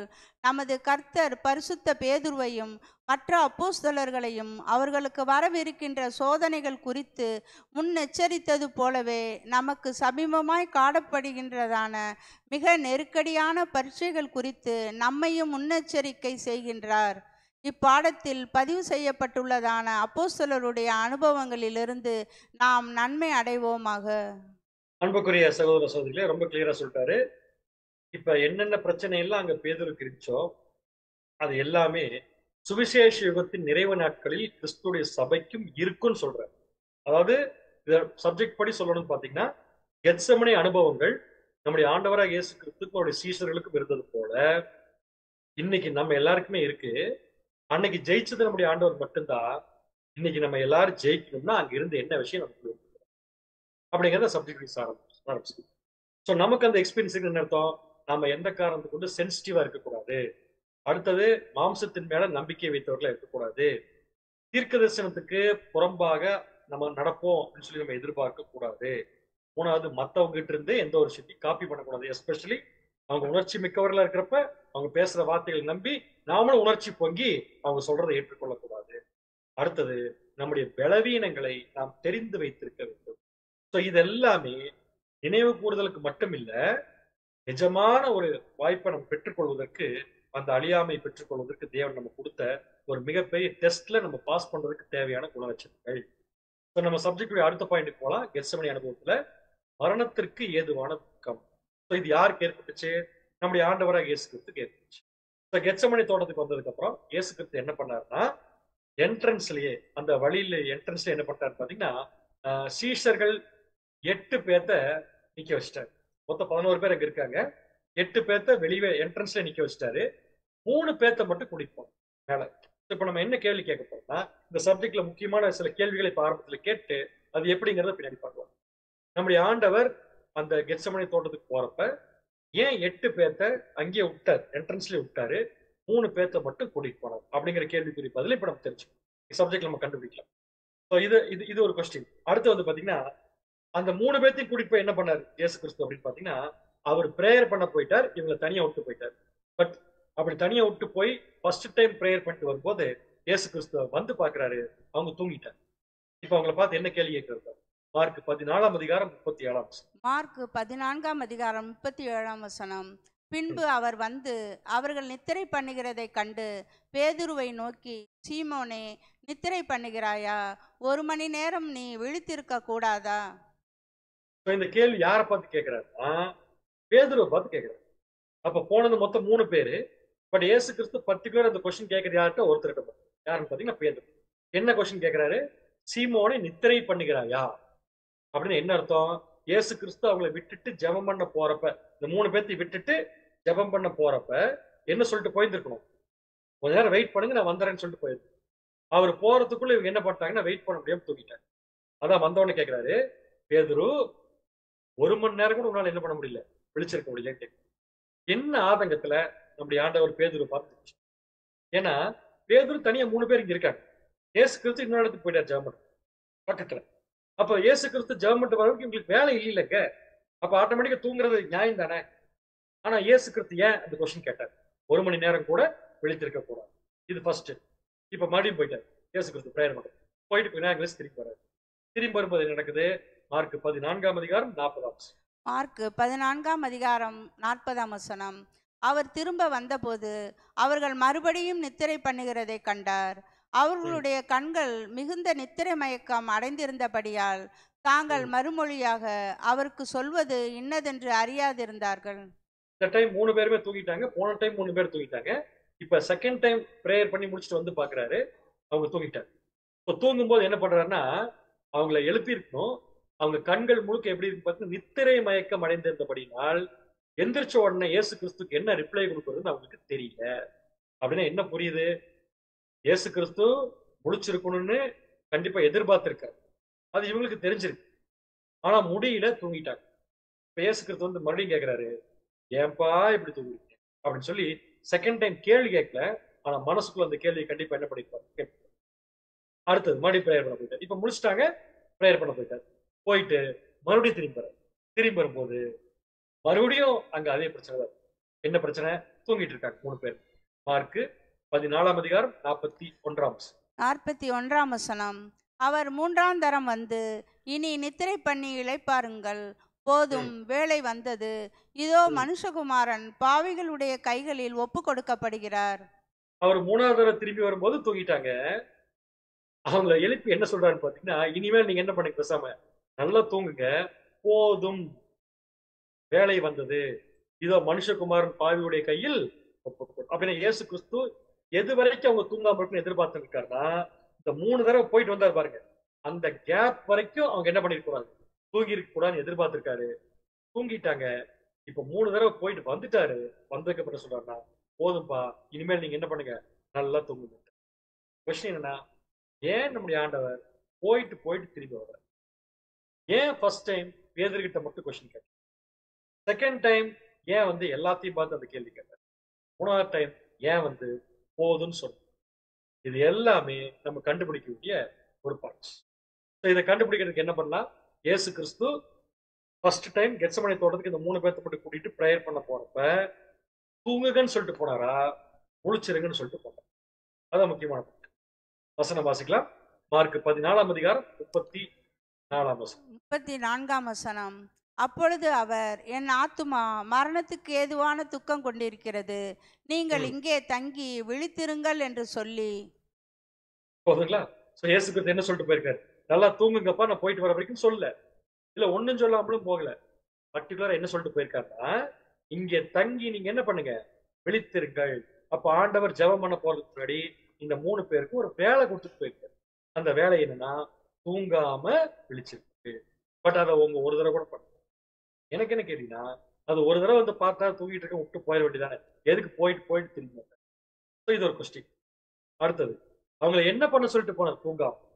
வாசிக்கலாம். லூக்கா 22ஆம் அதிகாரம் 40ஆம் வசனம். லூக்கா 22ஆம் அதிகாரம் 40ஆம் வசனம். அவ்விடத்தில் சேர்ந்த பொழுது அவர் அவர்களை நோக்கி, நீங்கள் சோதனைக்கு உட்படாதபடிக்கு ஜெபம் பண்ணுங்கள் என்று சொல்லி. அப்படின்னா என்ன பண்ணிட்டு போயிருக்காருன்னா, விழித்திருங்கள் சொன்னார்னு சொல்லிட்டு ஒரு சுவிசேஷம் இருக்கு. இன்னொரு சுவிசேஷத்துல எப்படி இருக்குன்னு சொல்லி பாத்தீங்கன்னா, நீங்கள் சோதனைக்கு உட்படாதபடிக்கு என்ன பண்ணுங்க, ஜெபம் பண்ணுங்கன்னு சொல்லிட்டு போயிருக்காரு. கொஸ்டின், யாருக்காக ஜெபம் பண்ண சொன்னாரு? அவங்களுக்காகத்தான், இயேசு கிறிஸ்துக்காக இல்ல, அவங்களுக்காகத்தான்.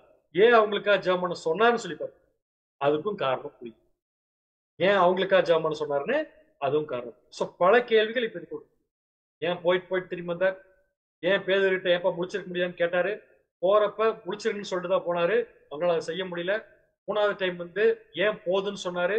இந்த கொஸ்டின்ஸ் எல்லாம் பாத்தீங்கன்னா என்ன காரணத்தை நம்முடைய ஆண்டவர் வச்சுக்கிட்டு இதெல்லாம் செஞ்சிருக்கார் அப்படின்னு சொல்லுவோம். கடைசியா 3வது தடவை என்ன பண்ணார் வாசிக்கலாம். மார்க் 14:41. 41ஆம் வசனம். அவர் 3ஆம் தரம் வந்து, இனி நித்திரை பண்ணி இளைப்பாருங்கள், போதும், வேளை வந்தது, இதோ மனுஷகுமாரன் பாவிகளுடைய கைகளில் ஒப்பு கொடுக்கப்படுகிறார். இப்ப கேள்வி என்ன, ஏன் போதுன்னு சொன்னார்?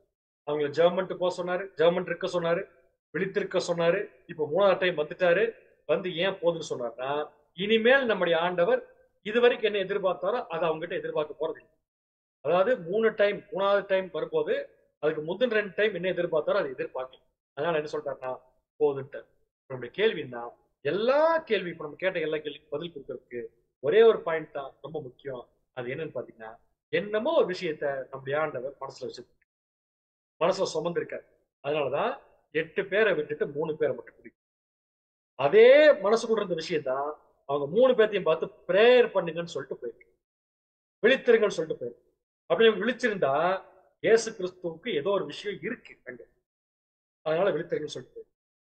அடுத்த பாயிண்ட், போயிட்டு கொஞ்ச நேரம் திருப்பி வராரு. திருப்பி வந்து பார்க்கும் போது ஒரு இனம் புரியாத ஒரு விஷயம் அவர் மனசுக்குள்ள வந்ததுனாலதான் என்ன கேட்கிறாருன்னா, ஏன்பா 1 மணி நேரம் கூட உங்களால என்ன பண்ண முடியாது, முடிச்சிருக்க முடியாது அப்படின்னா நம்முடைய ஆண்டவர் மனசுக்குள்ள ஏதோ ஒரு விஷயம் இருக்கு. அதை எதிர்பார்த்து தான் அவர் அவர்களை விழித்திருக்க சொல்லியிருக்கார். அதனாலதான் இந்த 3 பேர்த்த பார்த்து கொடுத்தார். இதை குறித்த கமெண்ட்ரி நம்ம வாசிக்கலாம். நடக்க போகின்ற அப்படிங்கறது வாசிச்சு. நடக்க போகின்ற ஏதோ ஒன்றிற்காகவும் இதை குறித்து இயேசுவினால் அறியப்பட்டிருந்த ஏதோ ஒன்றிற்காக அவர்கள் அனைவரும் இழுத்திருக்க வேண்டும், காவல் காக்க வேண்டும். ஆனால் இப்படியாக எதுவும் நடக்காது என்றே அப்போஸ்தலர்களுக்கு தோன்றினது. போதகர் மீது அவர்களுக்கு அனுதாபம் இருந்த போதிலும் மோசமான விளைவுகள் வரப்போவதாக அவர் எதிர்பார்ப்பதை அவர்களால் புரிந்து கொள்ள முடியவில்லை.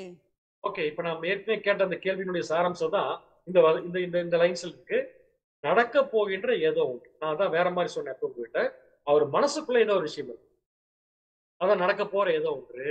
இதை குறித்து இயேசுவினால் அறியப்பட்டிருக்கா. அப்ப இது யாருக்கு கூட தான் தெரியும், அடுத்து என்ன நடக்க போகுதுன்னு இயேசு கிறிஸ்து கூட தான் தெரியும். அதனால அவங்ககிட்ட அதை வெளிப்படையா சொல்ல முடியாதனால இயேசு கிறிஸ்து எதிர்பார்ப்பு எப்படி மாறிடுச்சுன்னா, அவங்க எல்லாரும் எப்படி இருக்கு, முழிச்சிருக்கணும்னு சொல்லி நினைச்சார், காவல் காக்க வேண்டும் என்று நினைச்சார். ஆனா அவங்களுக்கு இயேசு கிறிஸ்து என்ன சொல்றாருன்னே சுத்தம் என்ன இல்லைங்க, ஒண்ணுமே புரியல. இயேசு கிறிஸ்து மேல அன்பு இருக்கு, அனுதாபம் இருக்கு, ஆனா வரப்போற விஷயத்திற்காக இயேசு கிறிஸ்து சொன்ன எந்த பாயிண்டும் அவங்களுக்கு பெருசாவே தெரியல.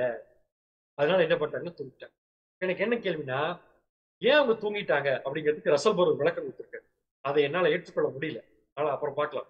முதல்ல விளக்கத்தை வாசிக்கலாம். ஏன் அவங்க தூங்கிட்டாங்கன்னா வாசிங்க. நடு ராத்திரி ஆயிற்று. அவர்கள் நேரமே தூங்கும் பழக்கமுடையவர்களாய் காணப்பட்டனர்.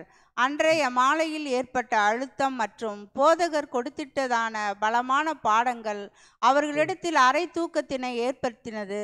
அவர்கள் விழித்திருந்து ஜெபம் பண்ணுவதற்கு பதிலாக தூங்கினார்கள். போதகருக்கு நெருக்கமாய் காணப்பட்ட மூவரும் கூட தூங்கினார்கள். ரொம்ப பாசிட்டிவா அந்த விஷயத்தை எப்படி ரசல் எழுதியிருக்காருன்னா, இப்ப இயேசு கிறிஸ்து இவங்களை கெத்செமனே தோட்டத்துக்கு கூட்டிட்டு போயிட்டு முழிச்சிருங்கன்னு சொல்லிட்டு போறப்ப நடுராத்திரி ஆயிடுச்சு. அப்ப நடுராத்திரிங்கிறப்ப யூஸ்வலாவே ஒரு சராசரி மனுஷனுக்கு என்ன வந்துடும், தூக்கம் வந்துடும். அதெல்லாம் இவங்க எல்லாம் வந்து நேரமே தூங்கும் பழக்கமுடையவர்களாக காணப்படுறன்னு எழுதியிருக்காரு. அது மட்டும் இல்ல, அதுக்கு முன்னாடி 3 சாப்டர் பேசியிருக்காரு கெத்செமனே 1 மைல் நடந்து வரும்போது. அதுக்கு முன்னாடி நிறைய பாடங்கள் இருக்காரு. அதனால இதெல்லாம் உள்ள அவங்களுக்கு ஓவர்லோட் ஆகி இந்த 3 பேர் என்ன பண்ணிருக்கலாம்னா தூங்கி இருக்கிறதுக்கு வாய்ப்பு இருக்கு. ஆனால் அன்புக்குரிய சகோதர சகோதரிகளே, இவர்கள் எல்லாரும் மீன் பிடிக்க கற்றுக்கொண்டவர்கள். அப்படின்னா மீன் பிடிக்கிறதுக்கு யூஸ்வலா எந்த டைம் போவாங்க கடலுக்குள்ள? காலையில போவாங்க இல்ல, ராத்திரியில தான் போவாங்க. அப்ப ஏற்கனவே இந்த 3 பேர்த்துக்கும் அல்லது சீஷர்கள் எல்லாத்துக்குமே அல்லது சீஷர்கள் 7 பேருக்கு என்ன பழக்கம் இருந்திருக்கலாம்னு பாத்தீங்கன்னா, நைட்டு கண்ணு முழிக்கிற பழக்கம் கட்டாயமா இருந்திருக்கும். வாசிக்கலாம். யோவான் 21ஆம் அதிகாரம் 3 மற்றும் 4. யோவான் 21ஆம் அதிகாரம் 3 மற்றும் 4ஆம் வசனம். சீமோன் பேதுரு மற்றவர்களை நோக்கி, மீன் பிடிக்கப் போகிறேன் என்றான். அதற்கு அவர்கள், நாங்களும் உம்முடனே கூட வருகிறோம் என்றார்கள். அவர்கள் புறப்பட்டு போய் உடனே படவேறினார்கள். அந்த ராத்திரியிலே அவர்கள் ஒன்றும் பிடிக்கவில்லை. விடியற் காலம் ஆனபோது இயேசு கரையிலே நின்றார். அவரை இயேசு என்று சீசர்கள் அறியாதிருந்தார்கள். நல்லா கவனிங்க. நாங்களும் உங்களுடனே கூட வருகிறோம்னு சொல்லிட்டு சீஷர்கள் படையில் ஏறிய காலப்பகுதி என்னன்னு பாத்தீங்கன்னா ராத்திரியில் சொல்லி போட்டு. இந்த ராத்திரிங்கிற வார்த்தை கூட சரியான மொழிபெயர்ப்பு அல்ல. இங்கிலீஷ்ல நைட்னு இருக்கும். நான் மார்க் பண்ற இடத்துல ஆக்சுவலா அதோடைய ரூட் வேர்டுடைய இங்கிலீஷ் பண்ணி பார்த்தீங்கன்னா மிட் நைட் அப்படின்னு. இப்ப நடுராத்திரியில தான் மீன் பிடிக்கிறதுக்கு அதிகமா உற்சாகமா இருப்பாங்க. அப்ப இயேசு கிறிஸ்து மரிச்சதுக்கு அப்புறம் பேதுரு சொல்றாரு, நான் மீன் பிடிக்க போறேன்ட்டு. யார் யார் வாங்க வரீங்கன்னு சொல்றப்ப மிட் நைட்னு பார்க்காம ஏறி உட்கார்ந்து போயிருக்காங்கன்னு இவங்களுக்கு பழக்கம் இல்லாம இருக்க வாய்ப்பே இல்லை. அப்படின்னா இவர்கள் தூங்கும் பழக்கம் உடையக்கூடிய காரணத்தினால இல்ல அங்க தூங்க. அவங்களுக்கு எதுவுமே பெருசா தெரியல. இயேசு கிறிஸ்து ஏன் சொல்லிட்டு போனாருங்கிறது தெரியல. அவர் நம்ம கிட்ட என்ன எதிர்பார்க்கிறாருங்கிறது தெரியல. அவங்கள பொறுத்த வரைக்கும் ஏதோ ஒரு கேஷுவலா வந்திருக்காரு அப்படின்னு சொல்லிட்டு வழக்கமா செய்யற மாதிரி செயல்பாடுகளை காமிச்சிட்டாங்க. அதனாலதான் அவங்க என்ன பண்ணியிருக்காங்கன்னு தூங்கிருக்காங்க. இப்ப நம்ம அடுத்து எந்த பாயிண்ட் கட்டல, என்ன நம்முடைய ஆண்டவர் அவங்ககிட்ட எதிர்பார்க்கு, ஏன் போயிட்டு போயிட்டு திருப்பி வர அப்படின்னு சொல்லிட்டு இப்ப வாசிக்கலாம் பாரு. மார்க்கு 14ஆம் அதிகாரம் 34ஆம் வசனம். மார்க் 14ஆம் அதிகாரம் 34ஆம் வசனம். அப்பொழுது அவர், என் ஆத்துமா மரணத்துக்கு ஏதுவான துக்கம் கொண்டிருக்கிறது, நீங்கள் இங்கே தங்கி விழித்திருங்கள் என்று சொல்லி சொல்லிட்டு அவர் என்ன பண்றாரு, ஜெபம் பண்ண போயிட்டார். இப்ப இந்த வசனத்துல நல்லா கவனிச்சோம்னா என் ஆத்துமா மரணத்திற்கு ஏதுவான துக்கம் கொண்டிருக்குன்னு ஆரம்பிக்கிறாரு. இது வரைக்கும் 11 சீஷர்கள் அல்லது 12 சீஷர்களா இருக்கிறப்ப கூட இந்த மாதிரி ஒரு வேர்டு யூஸ் பண்ணதில்லை. என்ன வார்த்தை யூஸ் பண்ணிருக்காருன்னா, என் ஆத்மா மரணத்திற்கு ஏதுவான துக்கம் கொண்டிருக்கிறது. இந்த வசனத்தை எப்படி பிடிக்கலாம்? ஆத்மா அவருடைய சிந்தை, அவருடைய நினைவுகள். மரணத்துக்கு ஏதுவான டெத்து, துக்கம்னா ஒரு சோகம். அப்படின்னா இயேசு கிறிஸ்துவின் மனநிலைமை எப்படி இருக்குன்னு பாத்தீங்கன்னா செத்து போற மாதிரி இருக்குதுங்கிற. கரெக்டா பிரிச்சு பார்த்தா அப்படித்தான் இருக்கு வசனம். என்னுடைய மனநிலைமை எப்படி இருக்குன்னா மரித்து போகிற கண்டிஷன் இருக்கு. அப்படின்னா ஒரு மிகப்பெரிய துயரம் நம்முடைய ஆண்டவர் போட்டு என்ன பண்ணி இருக்குன்னா அழுத்தி இருக்கு. அதை அழுத்த ஆரம்பிச்ச உடனே சொல்லிட்டாரு, என்னால முடியல, இப்ப எங்கே வெயிட் பண்ணுங்க, நான் கொஞ்சம் போய் எங்க அப்பாட்ட பேசிட்டு வந்துட்டேன். ஆனா ஒண்ணு சொல்றப்பா, தூங்கிறார். ஏன்னா நான் ரொம்ப பெயின்ல இருக்கிறேன் அப்படின்னு சொல்லிட்டு தான் போயிருக்கேன். வாசிக்கலாம் விளக்கு. தமது அப்போஸ்தலர்களுக்கு புத்திமதி கூறி அவர்களில் சிலரை தோட்டத்தினுடைய வாசலில் விட்டது முதல் போதகர் தம்மை குறித்தும் சில மணி நேரங்களில் நடக்கவிருக்கின்றதென எதிர்பார்க்கப்படுகின்றதான முக்கியமான நிகழ்வுகள் குறித்தும் விசேஷமாய் சிந்தனை செய்தவரானார். அவர் தமது அபிமான 3 சீசர்களை விட்டு செல்கையில் அவரது ஆத்மாவின் மீது சடிதியான வந்திட்டதான அழுத்தத்தினுடைய பாரத்தினை உணர்ந்தவராக, என் ஆத்துமா மரணத்துக்கு ஏதுவான துக்கம் கொண்டிருக்கிறது, என் மீது வரவிருக்கின்றதான ஆபத்துக்கள் வருவதற்கு முன்னதாக நான் இப்போதே மரித்து விடுவேன் போன்றுள்ளது என்றார். அவர் குறித்து நாம் வாசிக்கின்றோம். அதாவது என்ன விஷயத்த சொல்லியிருக்காரு இப்ப உங்களால புரிஞ்சுக்கூடிய நான் நினைக்கிறேன். ரொம்ப பெயின்ஃபுல்லா இருக்குப்பா, என் மைண்ட் கண்டிஷன் வந்து இப்ப மறிச்சிற மாதிரி இருக்கு. அதனால நான் கொஞ்சம் எங்க அப்பாட்ட பேசிட்டு வரேன், பேசிட்டு வர வரைக்கும் நீங்க என்ன பண்ணுங்க, முழிச்சிருங்கன்னு சொல்லு. அப்ப அவங்கள முழிச்சிருங்கன்னு சொன்னாலும் ஒரு எதிர்பார்ப்பு எல்லாம் சொல்லிருக்க மாட்டார்ல. எப்படி தன் அப்பா கிட்ட போய் பேசுறப்ப ஒரு எதிர்பார்ப்போட போய் பேசுறாரோ அந்த மாதிரி இவங்க முழிச்சிட்டு இருக்க சொல்லி போறாருன்னா கண்டிப்பா ஒரு எதிர்பார்ப்பு. பட் ஆண்டவருடைய கண்டிஷன் என்ன அப்படின்னு பாத்தீங்கன்னா, அடுத்தது நடக்க போற விஷயத்தை குறித்து சிந்தனை பண்ண ஆரம்பிக்கும், யோசிக்க ஆரம்பிக்கிறார். அடுத்து என்ன நடக்க போது, அவருடைய ஈடு பலி, அவருடைய பலி சிலுவை மரணத்தில் நிறைவேறும். அதுக்கு முன்னாடி அவருக்கு நடக்க போற டெஸ்ட் அண்ட் ட்ரையல்ஸை பத்தி அவர் கொஞ்சம் கூட கவலைப்பட்டவர் கிடையவே கிடையாது. அந்த வலியோ அந்த வேதனையோ பத்தி நம்முடைய ஆண்டவர் அவர் என் ஆத்மா வந்து மரணத்துக்கு ஏதாவது துக்கம் கொண்டிருக்கு சொல்றதுக்குரிய வாய்ப்பே இல்லை. ஆனா நம்முடைய ஆண்டவர் மனசுக்குள்ள ஏதோ ஒரு கொஸ்டின் இருக்குது. அந்த கொஸ்டின் என்ன பண்ணுதுன்னா ஒரு மிகப்பெரிய பாரத்தை அவர் மேல என்ன பண்ணுதுன்னா ஏத்துது. அந்த பாரம் மனசுக்குள்ள போக போக அந்த மனநிலைமையால அதை தாங்கிக்க முடியாம என்ன சொல்றாருன்னா, என் ஆத்மா மரணத்துக்கு ஏதுவான துக்கம் கொண்டிருக்குது. ஸோ துக்கங்கிற வார்த்தை இருக்கு இல்லைங்களா, அது இங்கிலீஷ் வேர்டு தான் சாரோஃபுல், துக்கம் நிறைந்த. இது இங்கிலீஷ் மொழிபெயர்ப்பு. இதோடைய கிரீக் வேர்டுடைய இங்கிலீஷ் மீனிங் என்பது இன்டென்ஸ்லி சேட், எக்ஸீடிங் சேட். அதாவது ஒரு சாதாரண மனுஷனால தாங்கிக் கொள்றதை விட ஒரு தீவிரமான கவலை யாருக்கு வந்திருக்கு பாத்தீங்கன்னா, நம்முடைய ஆண்டவருக்கு வந்து ஒரு மிகப்பெரிய அழுத்தத்தை அவருக்கு என்ன பண்ணிருக்கு. இதைத்தான் லூக்கா எப்படி எழுதுறாருன்னா, இது வந்து நீக்கப்பட்ட வசனம் சொல்லி நம்ம பார்த்திருக்கோம் ஏற்கனவே. பட் ரசல் பர் என்ன சொல்றாருன்னா, அது நீக்கப்பட்ட வசனமா இருந்தா கூட நடந்த சம்பவம் நடந்திருக்குங்கிறார் ஏற்கனவே. வேற யாருக்கும் வாசிக்கலாம் பாரு. லூக்கா 22ஆம் அதிகாரம் 44ஆம் வசனம். லூக்கா 22ஆம் அதிகாரம் 44ஆம் வசனம். அவர் மிகவும் வியாகுலப்பட்டு அதிக ம், ஊக்கத்தோட ஜெபம் பண்ணினார். ம். அவருடைய வேர்வை இரத்தத்தின் பெருந்துளிகளாய் தரையிலே விழுந்தது. அதாவது என்ன எழுதியிருக்காங்கன்னா, அந்த வியாகுலம், இப்போ வியாகுலப்பட்டு அந்த மனதின் பாரம் இருக்கு இல்லையா, அந்த வேதனை, அந்த கிரஷிங், அதனால அவரால் என்ன பண்ண முடியல, வியாகுலப்பட்டு அதிக ஊக்கத்தோடு போய் என்ன பண்ணியிருக்காரு, அவரு ஜெபம் பண்ணியிருக்காரு. இந்த கண்டிஷன்ல சீசர்ல சொன்னாரு, நீங்க எங்கிட்ட விழித்திருங்கன்னு சொல்லிட்டு போனாரு. அதிக ஊக்கத்தோட ஜெபம் பண்ணாரு. அப்படி ஜெபம் பண்ணும்போது உடல் ரீதியான மாற்றம் அங்க என்ன நடக்குதுன்னு சொல்லி பாத்தீங்கன்னா, அவருடைய வேர்வை ரத்தத்தின் பெருந்துளிகளாக தரையில் விழுந்தது. சோ இந்த இடத்துல இது நீக்கப்பட்ட வசனம் நம்ம ஏற்கனவே பார்த்திருக்கோம், ஒரிஜினல் மேனுஸ்கிரிப்ட்லயும் பார்த்திருக்கோம். ஆனா சில வைத்தியர்கள் என்ன ஒத்துக்கிறாங்கன்னு பாத்தீங்கன்னா, இந்த மாதிரி such experience have occurred to others in great distress அப்படின்னு எழுதியிருக்காங்க. மற்றவர்களுக்கு இந்த மாதிரி ஒரு துயரமான இந்த மாதிரி துயரம்ல யாருக்கு வராது. துயரமான சம்பவத்துக்குள்ள போகும்போது, பெரும் துயரத்துக்குள்ள போகும்போது இந்த மாதிரி ரத்த நாளங்கள் வெடித்து அது வேறு மூலம் என்ன பண்ணிட்டு வந்திருக்கு சொல்றோம். பட் லூக்கா இது சொல்றதுக்கு காரணம், லூக்கா ஒரு டாக்டர். அதனால அவருக்கு நல்லா தெரியும் ஹியூமன் அந்த அந்த மனித உடம்புக்குள்ள ப்ரெஷர் அதிகமாகும் போது என்னென்ன விஷயங்கள் நடக்கும் அப்படின்னு தெரிஞ்சிருக்கலாம். அதனால கூட என்ன பண்ணிருக்கலாம்னா அவர் இந்த விஷயத்த எழுதிருக்கலாம். இப்ப நமக்கு என்ன கேள்வி வருதுன்னா, நம்முடைய ஆண்டவருக்கு ஏன் இவ்வளவு ப்ரெஷர் வந்துச்சு, ஏன் இவ்வளவு தூரம் ஒரு எக்ஸ்ட்ரீம் ப்ரெஷருக்குள்ள அவர் போனாரு? அவருக்கு தைரியம் இல்லையோ மரணத்தை பேஸ் பண்றதுக்கா? கண்டிப்பா அப்படி சொல்ல முடியும். ஏன்னா இந்த உலகத்துல மரணம் வரும் தெரிஞ்சே வாழ்ந்தவங்க நிறைய பேர் இருக்காங்க. அப்படி இருக்கவங்க எல்லாம் மரணத்தை நோக்கியே வாழ்ந்தாங்க. அவங்களுடைய கோரிக்கை நிறைவேற்றதுக்காக போராட்டம் பண்ணாங்க. அப்படிப்பட்ட போராட்டம் பண்ணக்கூடிய அநேகம் பேர் தைரியமாக மரணத்தை பேஸ் பண்ணிருக்கும் போது அவங்களுக்கு எல்லாம் வராத பெருந்துயரம் மரணத்தை பேஸ் பண்ற நம்முடைய ஆண்டவருக்கு ஏன் வந்துச்சு அப்படின்னா, நம்முடைய ஆண்டவர் மரணத்தை பார்த்தெல்லாம் பயப்படவே இல்லை. அடுத்த கொஞ்ச நேரத்துல அவர் கிடைக்க போற மிகப்பெரிய வேதனையை பார்த்து அவர் பயப்படும். அப்படின்னா நம்முடைய ஆண்டவருடைய துயரத்திற்கு காரணம் என்ன? ஏன் சீசர்ல முடிச்சிருக்கு வாசிக்கலாம் சகோதரி வாசி.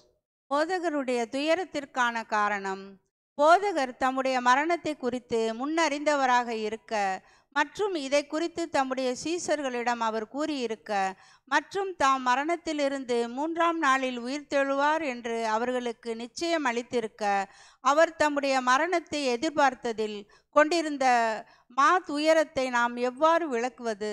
அவரது பின்னடியார்களில் சிலருக்கு இல்லாத அளவுக்கும், ஆம், பொதுவான ஜனங்களுக்கு இல்லாத அளவுக்கும் மரணம் குறித்த எண்ணமானது மீட்பருக்கு ஏன் இத்தனை பயத்தை கொடுத்தது?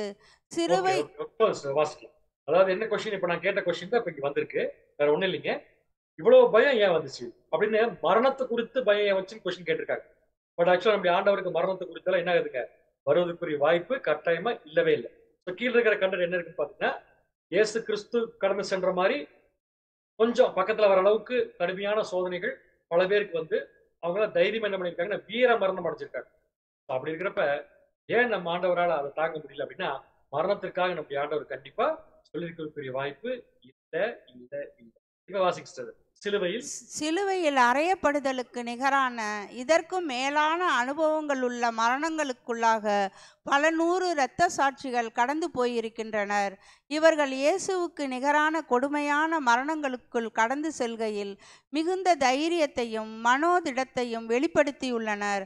ஆனால் இரட்சகருடைய இத்தகைய மனநிலையையும் மற்றும் அந்த வேளை பாத்திரம் தம்மை விட்டு நீங்க கூடுமானால் நீங்கட்டும் என்று மிகவும் ஏக்கமாய் அவர் ஜெபம் பண்ணினதையும் நாம் எப்படி எடுத்துக்கொள்வது?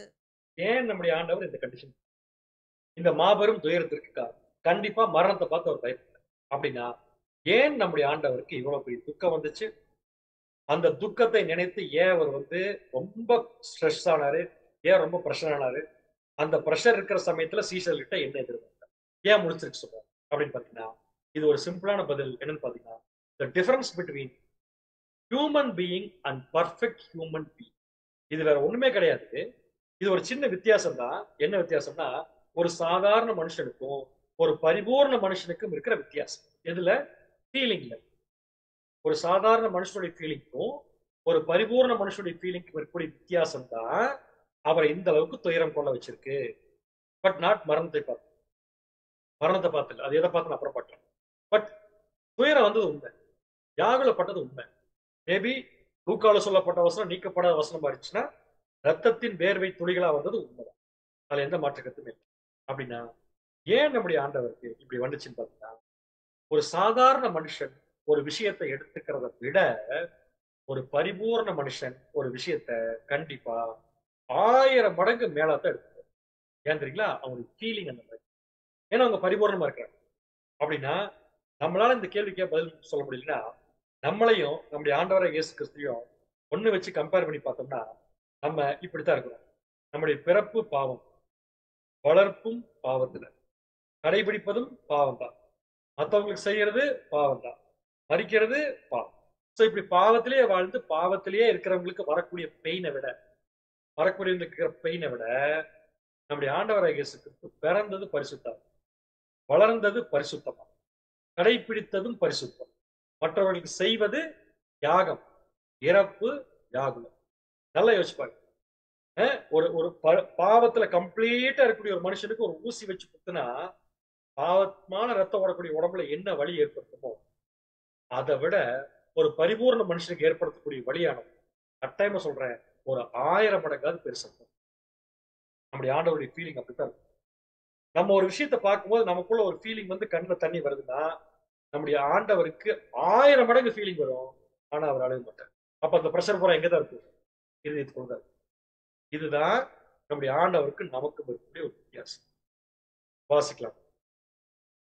இந்த கேள்வியையும் இதற்கான சரியான பதிலையும் புரிந்து கொள்வதற்கு மீதமான மனுக்குலத்திடமிருந்து போதகர் எவ்வளவு வித்தியாசமானவர், வேறுபட்டவர் என்பதை நாம் நினைவில் கொண்டிட வேண்டும். உலகம் அனைத்தின் மீதும் ஒரு மரண தண்டனை தீர்ப்பு காணப்படுகின்றது.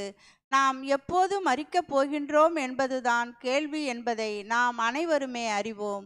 மரிக்கும் நிகழ்வானது சில மணி நேரங்களுக்கு அதிகபட்சமாய் நீடிக்கக்கூடியவை என்பதை நாம் அனைவருமே அறிவோம். மரணத்திலிருந்து தப்பித்து கொள்வதற்கான எந்த நம்பிக்கையும் நமக்கு இல்லை என்பது மாத்திரமல்லாமல் நாம் ஏற்கனவே 10-9 மரித்த நிலையில் உள்ளவர்களாய் காணப்படுவதனால் நம்முடைய உணர்வுகளானது ஏறக்குறைய மரத்து போனதாகவே காணப்படுகின்றது. மரணம் குறித்த விஷயத்தில் நாம் ஏறக்குறைய அலட்சியமானவர்களாகவும் கவனமற்றவர்களாகவும் மற்றும் இதற்கேற்ப கடுமையானவர்களாகவும் காணப்படுகின்றோம். என்ன பிரதர் சொல்றாருன்னா, நான் போய் அந்த ஸ்லைட்ல போட்ட மாதிரி எல்லாமே கம்ப்ளீட்டா பாவமா இருக்கிற நம்ம ஆல்ரெடி 10-9 பங்கு மரிச்சாச்சு. இன்னும் 1 பங்கு தான் பாக்கி. பட் நம்முடைய ஆண்டவர் 10-1 பங்கு கூட மறிக்கல. ஏன்னா ஒரு சொட்டு கூட அவர்கிட்ட பாவம். அப்படின்னா அவருடைய ஃபீலிங் எந்த அளவுக்கு இருக்கும் அப்படிங்கிறத பத்தி நம்ம கொஞ்சம் என்ன பண்ணோம்னா யோசிக்க வேண்டியவர்களாக இருக்கிறோம். நம்ம பேசிக் சப்ஜெக்ட்ல பார்ப்போம். கர்த்தருக்கு ஒரு நாள் என்பது நமக்கு எத்தனை வருஷங்க? 1000 வருஷம். ஸோ என்ன ஒரு கம்பேரிசன் சொல்லுவோம்னா, ஒரு மடங்கு ஒரு நாள்னா அவருக்கு 1000 வருஷம்னா, அப்ப 1000 வருஷத்தளவுக்கு அவருக்கு நம்முடைய ஒரு நாள் இருக்கு. அதான் மீனிங். இல்ல, நம்முடைய 1000 வருஷங்கிறது அவருக்கு ஒரு நாள். அப்படின்னா நமக்கு அவருக்கு டிஃபரன்ஸ் 1000 மடங்கு இருக்கலாம், வாய்ப்பு இருக்கு. அப்படி எடுத்து பார்க்கும்போது அது 1000 மடங்கு ஃபீலிங் இன்னும் அவருக்கு இருக்குங்கிறதா முக்கியமான ஒரு விஷயங்கிறத நம்ம யோசிச்சு பார்க்க. மரணத்தை குறித்து கவலை கொள்ளாமல் பயமற்ற நிலையில் போர் வீரர்கள் யுத்தத்திற்கு பாய்ந்து செல்வது உண்டு மற்றும் இதை போன்று பாய்ந்திடும் குதிரைகளும் உண்டு. தாங்கள் என்ன செய்கின்றார்கள் என்று முழுக்க புரிந்து கொண்டுள்ள நிலைமையிலும் மரணத்தை கண்டு மிகவும் பயப்படுகிற நிலைமையிலும் ஆனால் கடமை மற்றும் அன்பினுடைய கட்டளையின் காரணமான கீழ்ப்படிதலின் நிமித்தமாக முன்னேறுகிறவர்கள்தான் மாபெரும் தைரியம் உடையவர்களாய் இருக்கின்றனர். இயேசு இப்படியானதொரு போர் வீரன்தான். மற்றவர்கள் மரணம் என்பது என்னவென்று புரிந்து கொண்டிராத அவர் புரிந்து கொண்டிருந்தார். ஜீவனுடைய முக்கியத்துவம் மற்றும் மதிப்பு குறித்து மற்றவர்களால் உணர்ந்து கொள்ள முடியாததை இயேசு உணர்ந்து கொண்டவராய் காணப்பட்டார். உண்மையை சொல்லப்போனா அந்த ஃபீலிங் அப்படியே ரசல் பர் வெளியே எடுத்து அப்படியே கிளியரா எடுத்தார். சிம்பிளா சொல்லப்போனா மற்றவங்களுக்கு எல்லாம் மரணம் என்ன தெரியாதோ மனசுக்குள்ள நினைச்சிருப்பாங்க இல்லையா, அதை விட நம்ம ஆண்டவர் அதிகமா மரணத்தை பத்தி புரிஞ்சிருப்பாரு.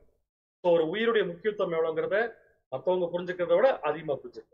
இதெல்லாம் தான் அவர் என்ன பண்றது பாத்தீங்கன்னா, ஒரு மிகப்பெரிய ப்ரெஷருக்குள்ள என்ன பண்ணுறது பாத்தீங்கன்னா கொண்டு போகுது. ஃபீலிங் ரொம்ப அதிகமாகுது. இந்த ஃபீலிங்கோட விளைவா தான் என்ன சொல்றாருன்னா, சீஷர்களை பார்த்து கொஞ்சம் விழித்திருங்கப்பா, நான் எங்க அப்பாட்ட போய் ஜெபம் பண்றேன். இப்ப நம்ம அடுத்து பார்க்க வேண்டிய முக்கியமான பாயிண்ட், எதை நினைச்சு நம்முடைய ஆண்டவர் இவ்வளவு தூரம் வியாகுலப்பட்டார்? கண்டிப்பா படிச்சிட்டோம், அவருடைய மரணத்தை பத்தி அல்ல. கண்டிப்பா அவர் கொடுக்க போற நிறைய கஷ்டங்களை பத்தி அல்ல. அப்ப எதை நினைச்சு அவர் மிகவும் வியாகுலப்பட்டு இந்த பிரஷரை தனக்குள்ள கிரியேட் பண்ணி அவர் சீஷர்கிட்ட விழித்திருங்கன்னு சொல்றாரு அப்படிங்கிறத பார்க்கும்போது, அதுக்கு ஒரே ஒரு விஷயம் என்ன சகோதரர் சொல்றான்னு பாத்தீங்கன்னா, நம்ம எல்லாத்துக்குமே நம்ம செய்யக்கூடிய விஷயம் கண்டிப்பா இவ்வளவு பெரிய பாதிப்பை ஏற்படுத்தாது நல்லா தெரியும். ஆனா நம்முடைய ஆண்டவர் செய்யக்கூடிய ஒரே ஒரு முக்கியமான விஷயம், இந்த உலகத்துடைய ஒட்டுமொத்த உலகத்துடைய தலையெழுத்தையே மாத்த போற விஷயம். அதான் அவருடைய ஈடுபடி. அவர் கரெக்டா கொடுத்துட்டாருன்னா இந்த உலகத்துல அது வரைக்கும் ஆண்டு வந்த மரணத்திற்கு அன்னைக்கோட ஃபுல் ஸ்டாப். அந்த ஃபுல் ஸ்டாப் வைக்கக்கூடிய விஷயம் யாருடைய திட்டத்தில் இருக்குன்னா தேவனுடைய திட்டத்தில். தேவன் இவருக்கு யாருன்னு இவங்க அப்பா நம்பி அனுப்பிச்சிருக்காரு. நம்பி அனுப்பின அப்பாவுக்கு இயேசு கிறிஸ்து கொடுக்கக்கூடிய தன்னுடைய பலியானது கொஞ்சம் ஏதாவது லைட்டா 0.001% தேவன் நினைச்ச மாதிரி இல்லாம அவர் கொடுத்துட்டாருன்னா கம்ப்ளீட் பிளானும் கொலாப்ஸ் ஆகும். யாருடைய மனசுக்குள்ள கண்டிப்பா இருந்திருக்கும்? இயேசு கிறிஸ்து மனசுக்குள்ள. பாருங்க, பரீட்சைக்கு கம்ப்ளீட்டா ஒரு புஸ்தகத்தை ஃபுல்லா படிச்சுட்டு போனா கூட, படிச்சுட்டு போற அந்த பையனுக்கு அட்டையில இருந்து அட்டை வரைக்கும் எல்லாம் படிச்சுட்டான். கொஸ்டின் பேப்பர் வாங்கும்போது ஒரு கண்டிப்பா ஒரு பயம் இருக்குது. அவன் எல்லாம் படிச்சுட்டான். அப்புறம் கொஸ்டின் பேப்பர் வரும்போது ஏதாவது ஒரு சின்ன விஷயம் நம்ம படிக்காம மட்டும் தான் வந்துச்சு, அல்லது ஏதாவது ஒரு சின்ன விஷயம் நம்ம நினைச்ச மாதிரி வராம வேற மாதிரி வந்துச்சு. அந்த மாதிரி ஒரு ஃபீல் ஒரு எக்ஸாம் எழுதுற எப்படி இருக்குமோ அதை விட 1000 மடங்கு ஃபீலிங் இப்ப எக்ஸாம் எழுத போற நம்முடைய ஆண்டவருக்கு கண்டிப்பா. வாசிக்கலாம் பாருங்க. கர்த்தருக்கு கொடுத்திருக்கும் பணியில் அவர் உண்மை உள்ளவராய் காணப்பட்டாரானால், அவர் தெய்வீக வல்லமையினால் மரணத்தினின்று அவர் முன்பிருந்த நிலைமைக்கும் ஜீவ தளத்திற்கும் மேலான தளத்திற்கும் நிலைக்கும் உயிர்த்தெழுப்பப்படுவார் என்று பரமபிதா வாக்களித்திருந்தார். இவ்விஷயத்திலான பிதாவினுடைய உண்மையை குறித்தும் பிதாவின் வல்லமையை குறித்தும் இயேசு ஐயம் கொள்ளவில்லை. ஆனால் பிதாவின் வாக்குத்தத்தமும் ஏற்பாடும் நிபந்தனையின் அடிப்படையிலேயே இருந்தது. நமது கர்த்தர் உண்மை உள்ளவராக காணப்பட்டால் மாத்திரமே அவர் உயர்நிலையான ஜீவனுக்கான உயிர்த்தெழுதலை பெற்றுக்கொள்ள முடியும். ஏதேனும் அளவில், பெரிய அளவிலோ சிறிய அளவிலோ அவர் பாவத்தில் ஈடுபடுவாரானால் அவருக்கு பாவத்திற்கான தண்டனையானது சாகவே சாவாய் என்பதாக இருந்திருக்கும். கொஞ்சம் ஒரு சின்ன விஷயத்துல ஒரு சின்ன மாறுபாடு காமிச்சா, அதாவது சொல்ல போனா ரெண்டு ஒரே லைன்ல வரும். தேவனுடைய எதிர்பார்ப்பு நம்முடைய ஆண்டவராக இயேசு கிறிஸ்துவின் நிறைவேறு. இது ரெண்டுமே கொஞ்சம் கூட பெசகவே கூடாது. அதனாலதான் சகோதரர் இப்ப எழுதியிருக்காருன்னா, தேவன் கொடுத்த வாக்கு தத்தம் இயேசு கிறிஸ்து இருக்கு, ஆனா அந்த வாக்கு தத்தம் முழுக்க ஒரு நிபந்தனையின் அடிப்படையில் தான் இருக்குன்னு சொல்லி, அந்த நிபந்தனைக்கு பேர் என்ன சொல்லி பாத்தீங்கன்னா, இட்ஸ் a conditional promise. தேவனுடைய திட்டத்துக்குள்ள இயேசு கிறிஸ்து இந்த விஷயத்த இப்படி செஞ்சா மட்டும்தான் அவருக்கு கிடைக்க வேண்டிய நிலைமையும் கிடைக்கும். தேவனுடைய திட்டத்துல எல்லா மனுக்குலத்துக்கு ஜீவனும் கிடைக்கும். அப்படின்னா எல்லாருக்கும் ஜீவன் கிடைக்கிறதும், இயேசு கிறிஸ்துடைய அப்பா இயேசு கிறிஸ்து கொடுக்குறேன்னு சொன்ன விஷயமும் இனி நடக்கணும்னா இப்ப அவர் செய்ய போற விஷயத்துக்குள்ள தேவனுடைய பிளான், தேவனுடைய நீதி, இவருடைய நீதி நிறைவேற்றக்கூடிய விஷயத்துல ஒரு மைன்யூட் கேப் கூட என்ன இருக்கக்கூடாது, வந்துருக்கூடாது. வந்துச்சுன்னா என்ன ஆகும்னு சொல்ல எழுதியிருக்காருன்னா, ஆதாம் கொடுக்கப்பட்ட தண்டனை யாருக்கு வந்துடும்? நம்முடைய ஆண்டவருக்கு. ஏன்னா அது ஒரு கண்டிஷனல் ப்ராமிஸ். இயேசு கிறிஸ்து கொடுத்திருக்கிறது ஒரு கண்டிஷனல் ப்ராமிஸ். இந்த கண்டிஷனை இயேசு கிறிஸ்து நிறைவேற்ற முடியாம பயப்படல. இந்த கண்டிஷனை நிறைவேற்றிருந்தேன், ஆனா எங்க அப்பா எதிர்பார்த்த மாதிரி நிறைவேற்றா, அதுதான் அவருக்குள் குவிந்த கேள்விகள் அப்படி எழுதிக்க. கேள்விகள் அவருக்குள் குவிந்தன. 3.5 வருடங்களாக அவரது ஜீவியமானது தேவனுக்கும் தெய்வீக சித்தத்தினை செய்வதற்கும் என்று அர்ப்பணிக்கப்பட்டிருந்தது. அவர் தெய்வீக சித்தத்தினை பரலோக பிதாவுக்கு பிரியமான விதத்தில் முற்றும் முழுமையாக செய்துள்ளாரா என்பதுதான் கேள்வியாயிருந்தது. இதனோடு கூட இனி அடுத்த சில மணி நேரங்களில் வருகின்றதான அனுபவங்கள் வாயிலாக தம்மால் சரியான தைரியத்துடனும் சரியான விசுவாசத்துடனும் சரியான கீழ்ப்படிதலுடனும் கடந்து போக முடியுமா? தாம் கடந்து போவாரா, அல்லது தவறி போய் தம்முடைய அனைத்தையும் மரணத்தில் இழந்து விடுவாரா என்ற கேள்விகள் அவருக்குள் குவிந்தன. நம்முடைய ஆண்டவராக இயேசு கிறிஸ்துவுக்கு எப்பவுமே செல்ஃப் கான்பிடன்ஸ் கிடையாது. அவருடைய கான்பிடன்ஸே பிதாவாகிய தேவன். அதே சமயம் அந்த கான்பிடன்ஸ்க்கு பின்னாடி ஒரு குருட்டுத்தனமான விசுவாசம் இல்ல. அந்த அளவுக்கு இயேசு கிறிஸ்து செஞ்சிருக்காரு. பட் இவ்வளவு செஞ்சதுக்கு ஒரே ஒரு விஷயம் என்ன எதிர்பார்ப்பதுன்னா, எங்க அப்பா எதிர்பார்த்த மாதிரி நானு செஞ்சேன். அவருடைய நீதிக்காக நான் செஞ்சேன். ஒருவேளை நான் ஏதாவது ஒரு விஷயத்துல சின்னதா நான் மாத்தி பண்ணியிருந்தா கூட எனக்காக பரிந்து பேசுவதற்கு யாருமே கிடையாது. நமக்கு பரிந்து பேச ஆள் இருக்கு, ஆனா இயேசு கிறிஸ்துக்கு பரிந்து பேசுவதற்கு யாருமே கிடையாது. சோ ஒரு சின்ன இம்ப்ரூவ்மெண்ட் கூட பின்னாடி காமிக்கிறேன்னு சொல்லிட்டு ஒரு விஷயம் தப்பா பண்ண முடியாது. அதனால இப்ப இயேசு கிறிஸ்து ஒரே அட்டம்ப்ட்ல பர்ஃபெக்டா பண்ணணும்னா கண்டிப்பா அவர் தேவன் எதிர்பார்த்த வகையில் இவருடைய பலியை பார்க்கும். அதுல ஒரு சின்ன மாறுதல் கூட இருக்கக்கூடாது. அதையத்தான் ஜெபம் பண்ண போறப்ப செக் பண்ணிக்கிறார். வாசிக்கலாமா? லூக்கா 22ஆம் அதிகாரம் 42ஆம் வசனம். லூக்கா 22ஆம் அதிகாரம் 42ஆம் வசனம். பிதாவே, உமக்கு சித்தமானால் இந்த பாத்திரம் என்னை விட்டு நீங்கும்படி செய்யும். ஆயினும் என்னுடைய சித்தத்தின்படி அல்ல, உம்முடைய சித்தத்தின்படியே ஆக கடவது என்று ஜெபம் பண்ணினார். என்ன ஜெபத்தை பண்ணிருக்கார்? அந்த கெத்செமனே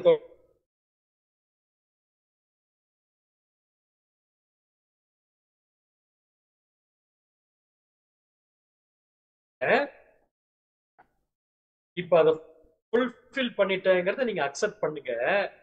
அப்ப கூட என்னுடைய விருப்பத்துப்படி நீங்க செய்யாதீங்க, உங்க சித்தப்படி நீங்க செய்யுங்க. அப்படின்னு என்ன அர்த்தம்? நான் எந்த அளவுக்கு பர்ஃபெக்டா செஞ்சேங்கிறத பார்த்து கொடுக்க வேண்டாம் தேவனே, நீங்க எந்த அளவுக்கு பர்ஃபெக்டா எதிர்பார்த்தீங்களோ அதை செஞ்சுட்டேன்னா பார்த்துக்கோங்க. அப்படின்னா அவருக்குள்ள என்ன கேள்வி வந்துட்டா, இந்த அளவுக்கு நம்மளால பர்ஃபெக்டா செய்ய முடியுமா? இதுக்கப்புறம் நடக்கூடிய சோதனைகள்ல அந்த பர்ஃபெக்டஸை காமிக்க முடியுமாங்கிற அந்த பெரும் துயரம் தான் நம்முடைய ஆண்டவருக்கு எப்ப வந்துச்சுன்னா, 8 பேத்த கீழ் நிறுத்திட்டு இந்த 3 பேத்த மாத்திரம் கூட்டிட்டு போய் உட்கார வச்சுட்டு அந்த உட்கார வைக்கிற சம்பவத்திலேயே அவருக்கு அந்த பிரஷர் வந்துச்சு. வந்தவன் என்ன பண்றாரு தெரியுமா? இந்த இடத்துல நின்று தேவன்கிட்ட இதுக்காக நான் ஜெபம் பண்ண முடியாது, அதனால நீங்க இங்க உட்காருங்க, நான் போய் ஜெபம் பண்றேன், ஜெபம் பண்ணிட்டு நான் வரும்போது நீங்க முடிச்சிருக்க. ஏன் அவங்க முடிச்சிருக்க சொல்ற? ஏன்னா இப்ப இயேசு கிறிஸ்து ஜெபம் பண்ண போகும்போது அவங்க அப்பாட்ட பேசும்போது ஏற்பட்ட அந்த பெரும் துயரமானது, ஒருவேளை அப்பா அங்கீகரிச்சா அந்த துயரம் அவருக்கு கம்மியாகலாம். ஆனா அவர் கடக்க வேண்டிய வாழ்க்கை அந்த பாதை கடந்தாலும் எந்த மாற்றம் இல்லை. இப்ப அவர் எதை நினைச்சு வெறும் துயரத்துக்குள்ள போறாரோ அதை அவர் பண்ணித்தான். ஆனா அவர் பண்றதுக்கு முன்னாடி தேவன் எதிர்பார்த்த விதத்துக்கு பண்றாருங்கிறது தான் இப்ப மனசுக்குள்ள பிரஷர். பட் அந்த பிரஷரோட போய் ஜெபம் பண்ணிட்டு வரும்போது சீஷர்கிட்ட எதுக்காக முடிச்சிருக்க சொன்னார்னா வேற ஒன்றுமே கிடையாது. நான் வந்து இந்த மாதிரி ஒரு பெரும் துயரோட இருக்கும்போது என் கை காலெல்லாம் அப்படியே ரொம்ப ப்ரெஷர் ஆகி நடுங்கும் போது என் கையை பிடிச்சிட்டு ஆறுதல் சொல்றதுக்கு 3 பேர் முழிச்சிருங்க. இதனாலதான் அவங்க 3 பேர்த்தையும் பார்த்து என்ன சொல்லிட்டு போனாங்க? மார்க் 14ஆம் அதிகாரம் 34ஆம் வசனம். மார்க் 14ஆம் அதிகாரம் 34ஆம் வசனம். அப்பொழுது அவர், என் ஆத்துமா மரணத்துக்கு ஏதுவான துக்கம் கொண்டிருக்கிறது, நீங்கள் இங்கே தங்கி விழித்திருங்கள் என்று சொல்லி. அதாவது எங்க அப்பாட்ட நான் பேச போறேன், பேசிட்டு வரேன், வரும்போது நான் உங்ககிட்ட எதிர்பார்க்கறது நான் ஒரே ஒரு ஆறுதல், எனக்காக நீங்க இருக்கிறீங்க, என்னுடைய துயரத்தை உங்கள்கிட்ட ஷேர் பண்ண முடியும் நான் நம்புறேன். முழுசா நான் சொல்ற விஷயம் உங்களுக்கு என்ன புரியாட்டி கூட நீங்க இருந்தீங்கன்னா போதும். அதனாலதான் அந்த 3 பேர்த்த மாத்திரம் மேல குடிக்கும். ஏன்னா மற்றவங்க மனநிலைமை எப்படி இருக்குன்னு நமக்கு தெரியாது. பட் இந்த 3 பேருடைய மனநிலைமை இயேசு கிறிஸ்து எதிர்பார்த்தது அந்த இடத்துல நடக்கல. அப்ப பாருங்க, ஏற்கனவே ஒரு பெரும் துயரம், அந்த பெரும் துயரத்துக்கு மத்தியில ஆறுதல் கிடைக்குன்னு இவங்க கூட்டிட்டு போனா இவங்க மூலமா இன்னொரு துயரம் நம்முடைய ஆண்டவருக்கு வந்துச்சு. என்னன்னு பாத்தீங்கன்னா, அதான் பேதுரை பார்த்து ஃபர்ஸ்ட் டைம் கேட்கிறாரு. வாசிக்க மார்க் 14:37. மார்க் 14ஆம் அதிகாரம் 37ஆம் வசனம். பின்பு அவர் வந்து அவர்கள் நித்திரை பண்ணுகிறதை கண்டு பேதுருவை நோக்கி, சீமோனே, நித்திரை பண்ணுகிறாயா? 1 மணி நேரம் நீ விழித்திருக்க கூடாதா? 38. அப்படின்னா தூங்கினது 3 பேர் இருக்கு. ஏன்னா கிளியரா வசனம் இருக்கு, அவர்கள் நித்திரை பண்ணுகிறதை கண்டு. அப்ப 3 பேர் தூங்கி இருக்கிறப்ப இயேசு கிறிஸ்து ஏன் பேதுருவை பார்த்து மட்டும் ஏன்பா நீ உத்தரப்பட்டு கேட்கிறாரு அப்படின்னா, இயேசு கிறிஸ்து ஆறுதல் அடைவதற்காகத்தான் இவங்களை எதிர்பார்த்திருந்தாரு, முடிச்சிருக்க சொன்னார்னா, இந்த 3 பேர்த்தை காட்டிலும் யாருக்கிட்ட தனக்கு அதிக ஆறுதல் கிடைக்கும் எதிர்பார்த்தாரு? பேதுருகிட்ட. பாருங்க, எவ்வளவு தூரம் பேதுரு பண்ணாலும், பேதுரு ப்ராஃபஸிக்கு அகேன்ஸ்டா ஓவர் கான்பிடன்ஸ்ல பேசினா கூட, பேதுரு மேல இயேசு கிறிஸ்து வச்சிருந்த அன்பு ஒரு அளவு கடந்த அன்பு.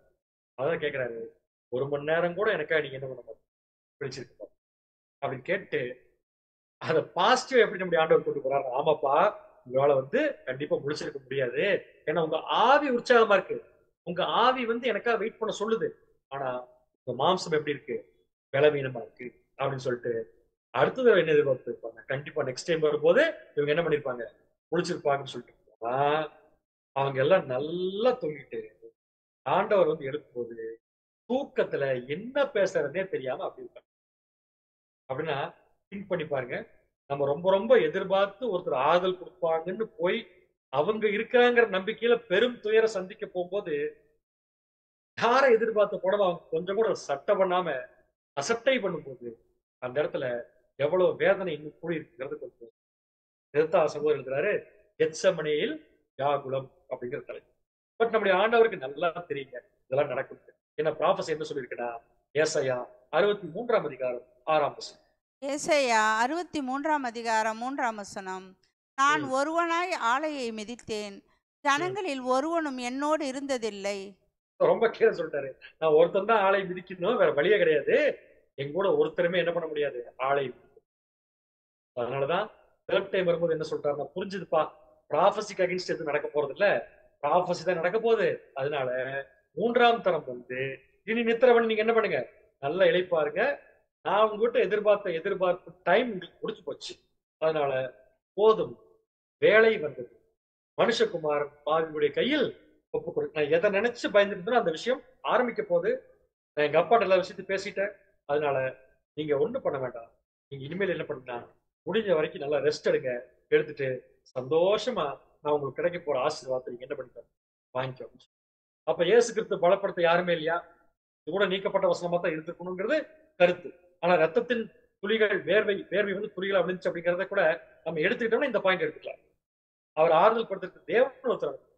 லூக்கா 22ஆம் அதிகாரம் 43ஆம் வசனம். லூக்கா 22ஆம் அதிகாரம் 43ஆம் வசனம். அப்பொழுது வானத்திலிருந்து ஒரு தூதன் தோன்றி அவரை பலப்படுத்தினான். பாருங்க, ஆண்டவரை பலப்படுத்துறதுக்கு தேவன் ஒருத்தர் அனுப்பிச்சிருக்கலாம் அல்லது அனுப்பாம இருந்திருக்கலாம். பட் நல்லா புரிஞ்சுப்பாங்க, தேவன் அந்த ஃபீல் பண்ணியிருக்காரு இயேசு கிறிஸ்து எந்த அளவுக்கு மனசுக்குள்ள அந்த வியாகுலம் படுத்துது. அதனால யாருக்கிட்ட எதிர்பார்த்தாலும் அவங்க கிட்ட கிடைக்கல, ஆனா தேவன் அதுக்காக அவரை கைவிட போறது அதான் ஆச்சு.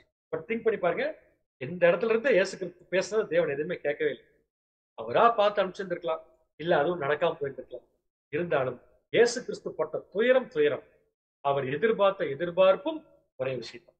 அதே மாதிரிதான் நம்முடைய லைஃப்ல கூட நமக்கு பல பாடுகள், கஷ்டங்கள், துன்பங்கள் வரும், பிரச்சனைகள் வரும்போது நாம யாருடைய எதிர்பார்ப்பு தான் பார்த்துருக்கோம் பாத்தீங்கன்னா, ஒண்ணு தேவன்கிட்ட பண்ணக்கூடிய ஜெபம், ரெண்டாவது விஷயம் நம்ம சகோதரிகள் நம்ம கூட இருக்காங்க.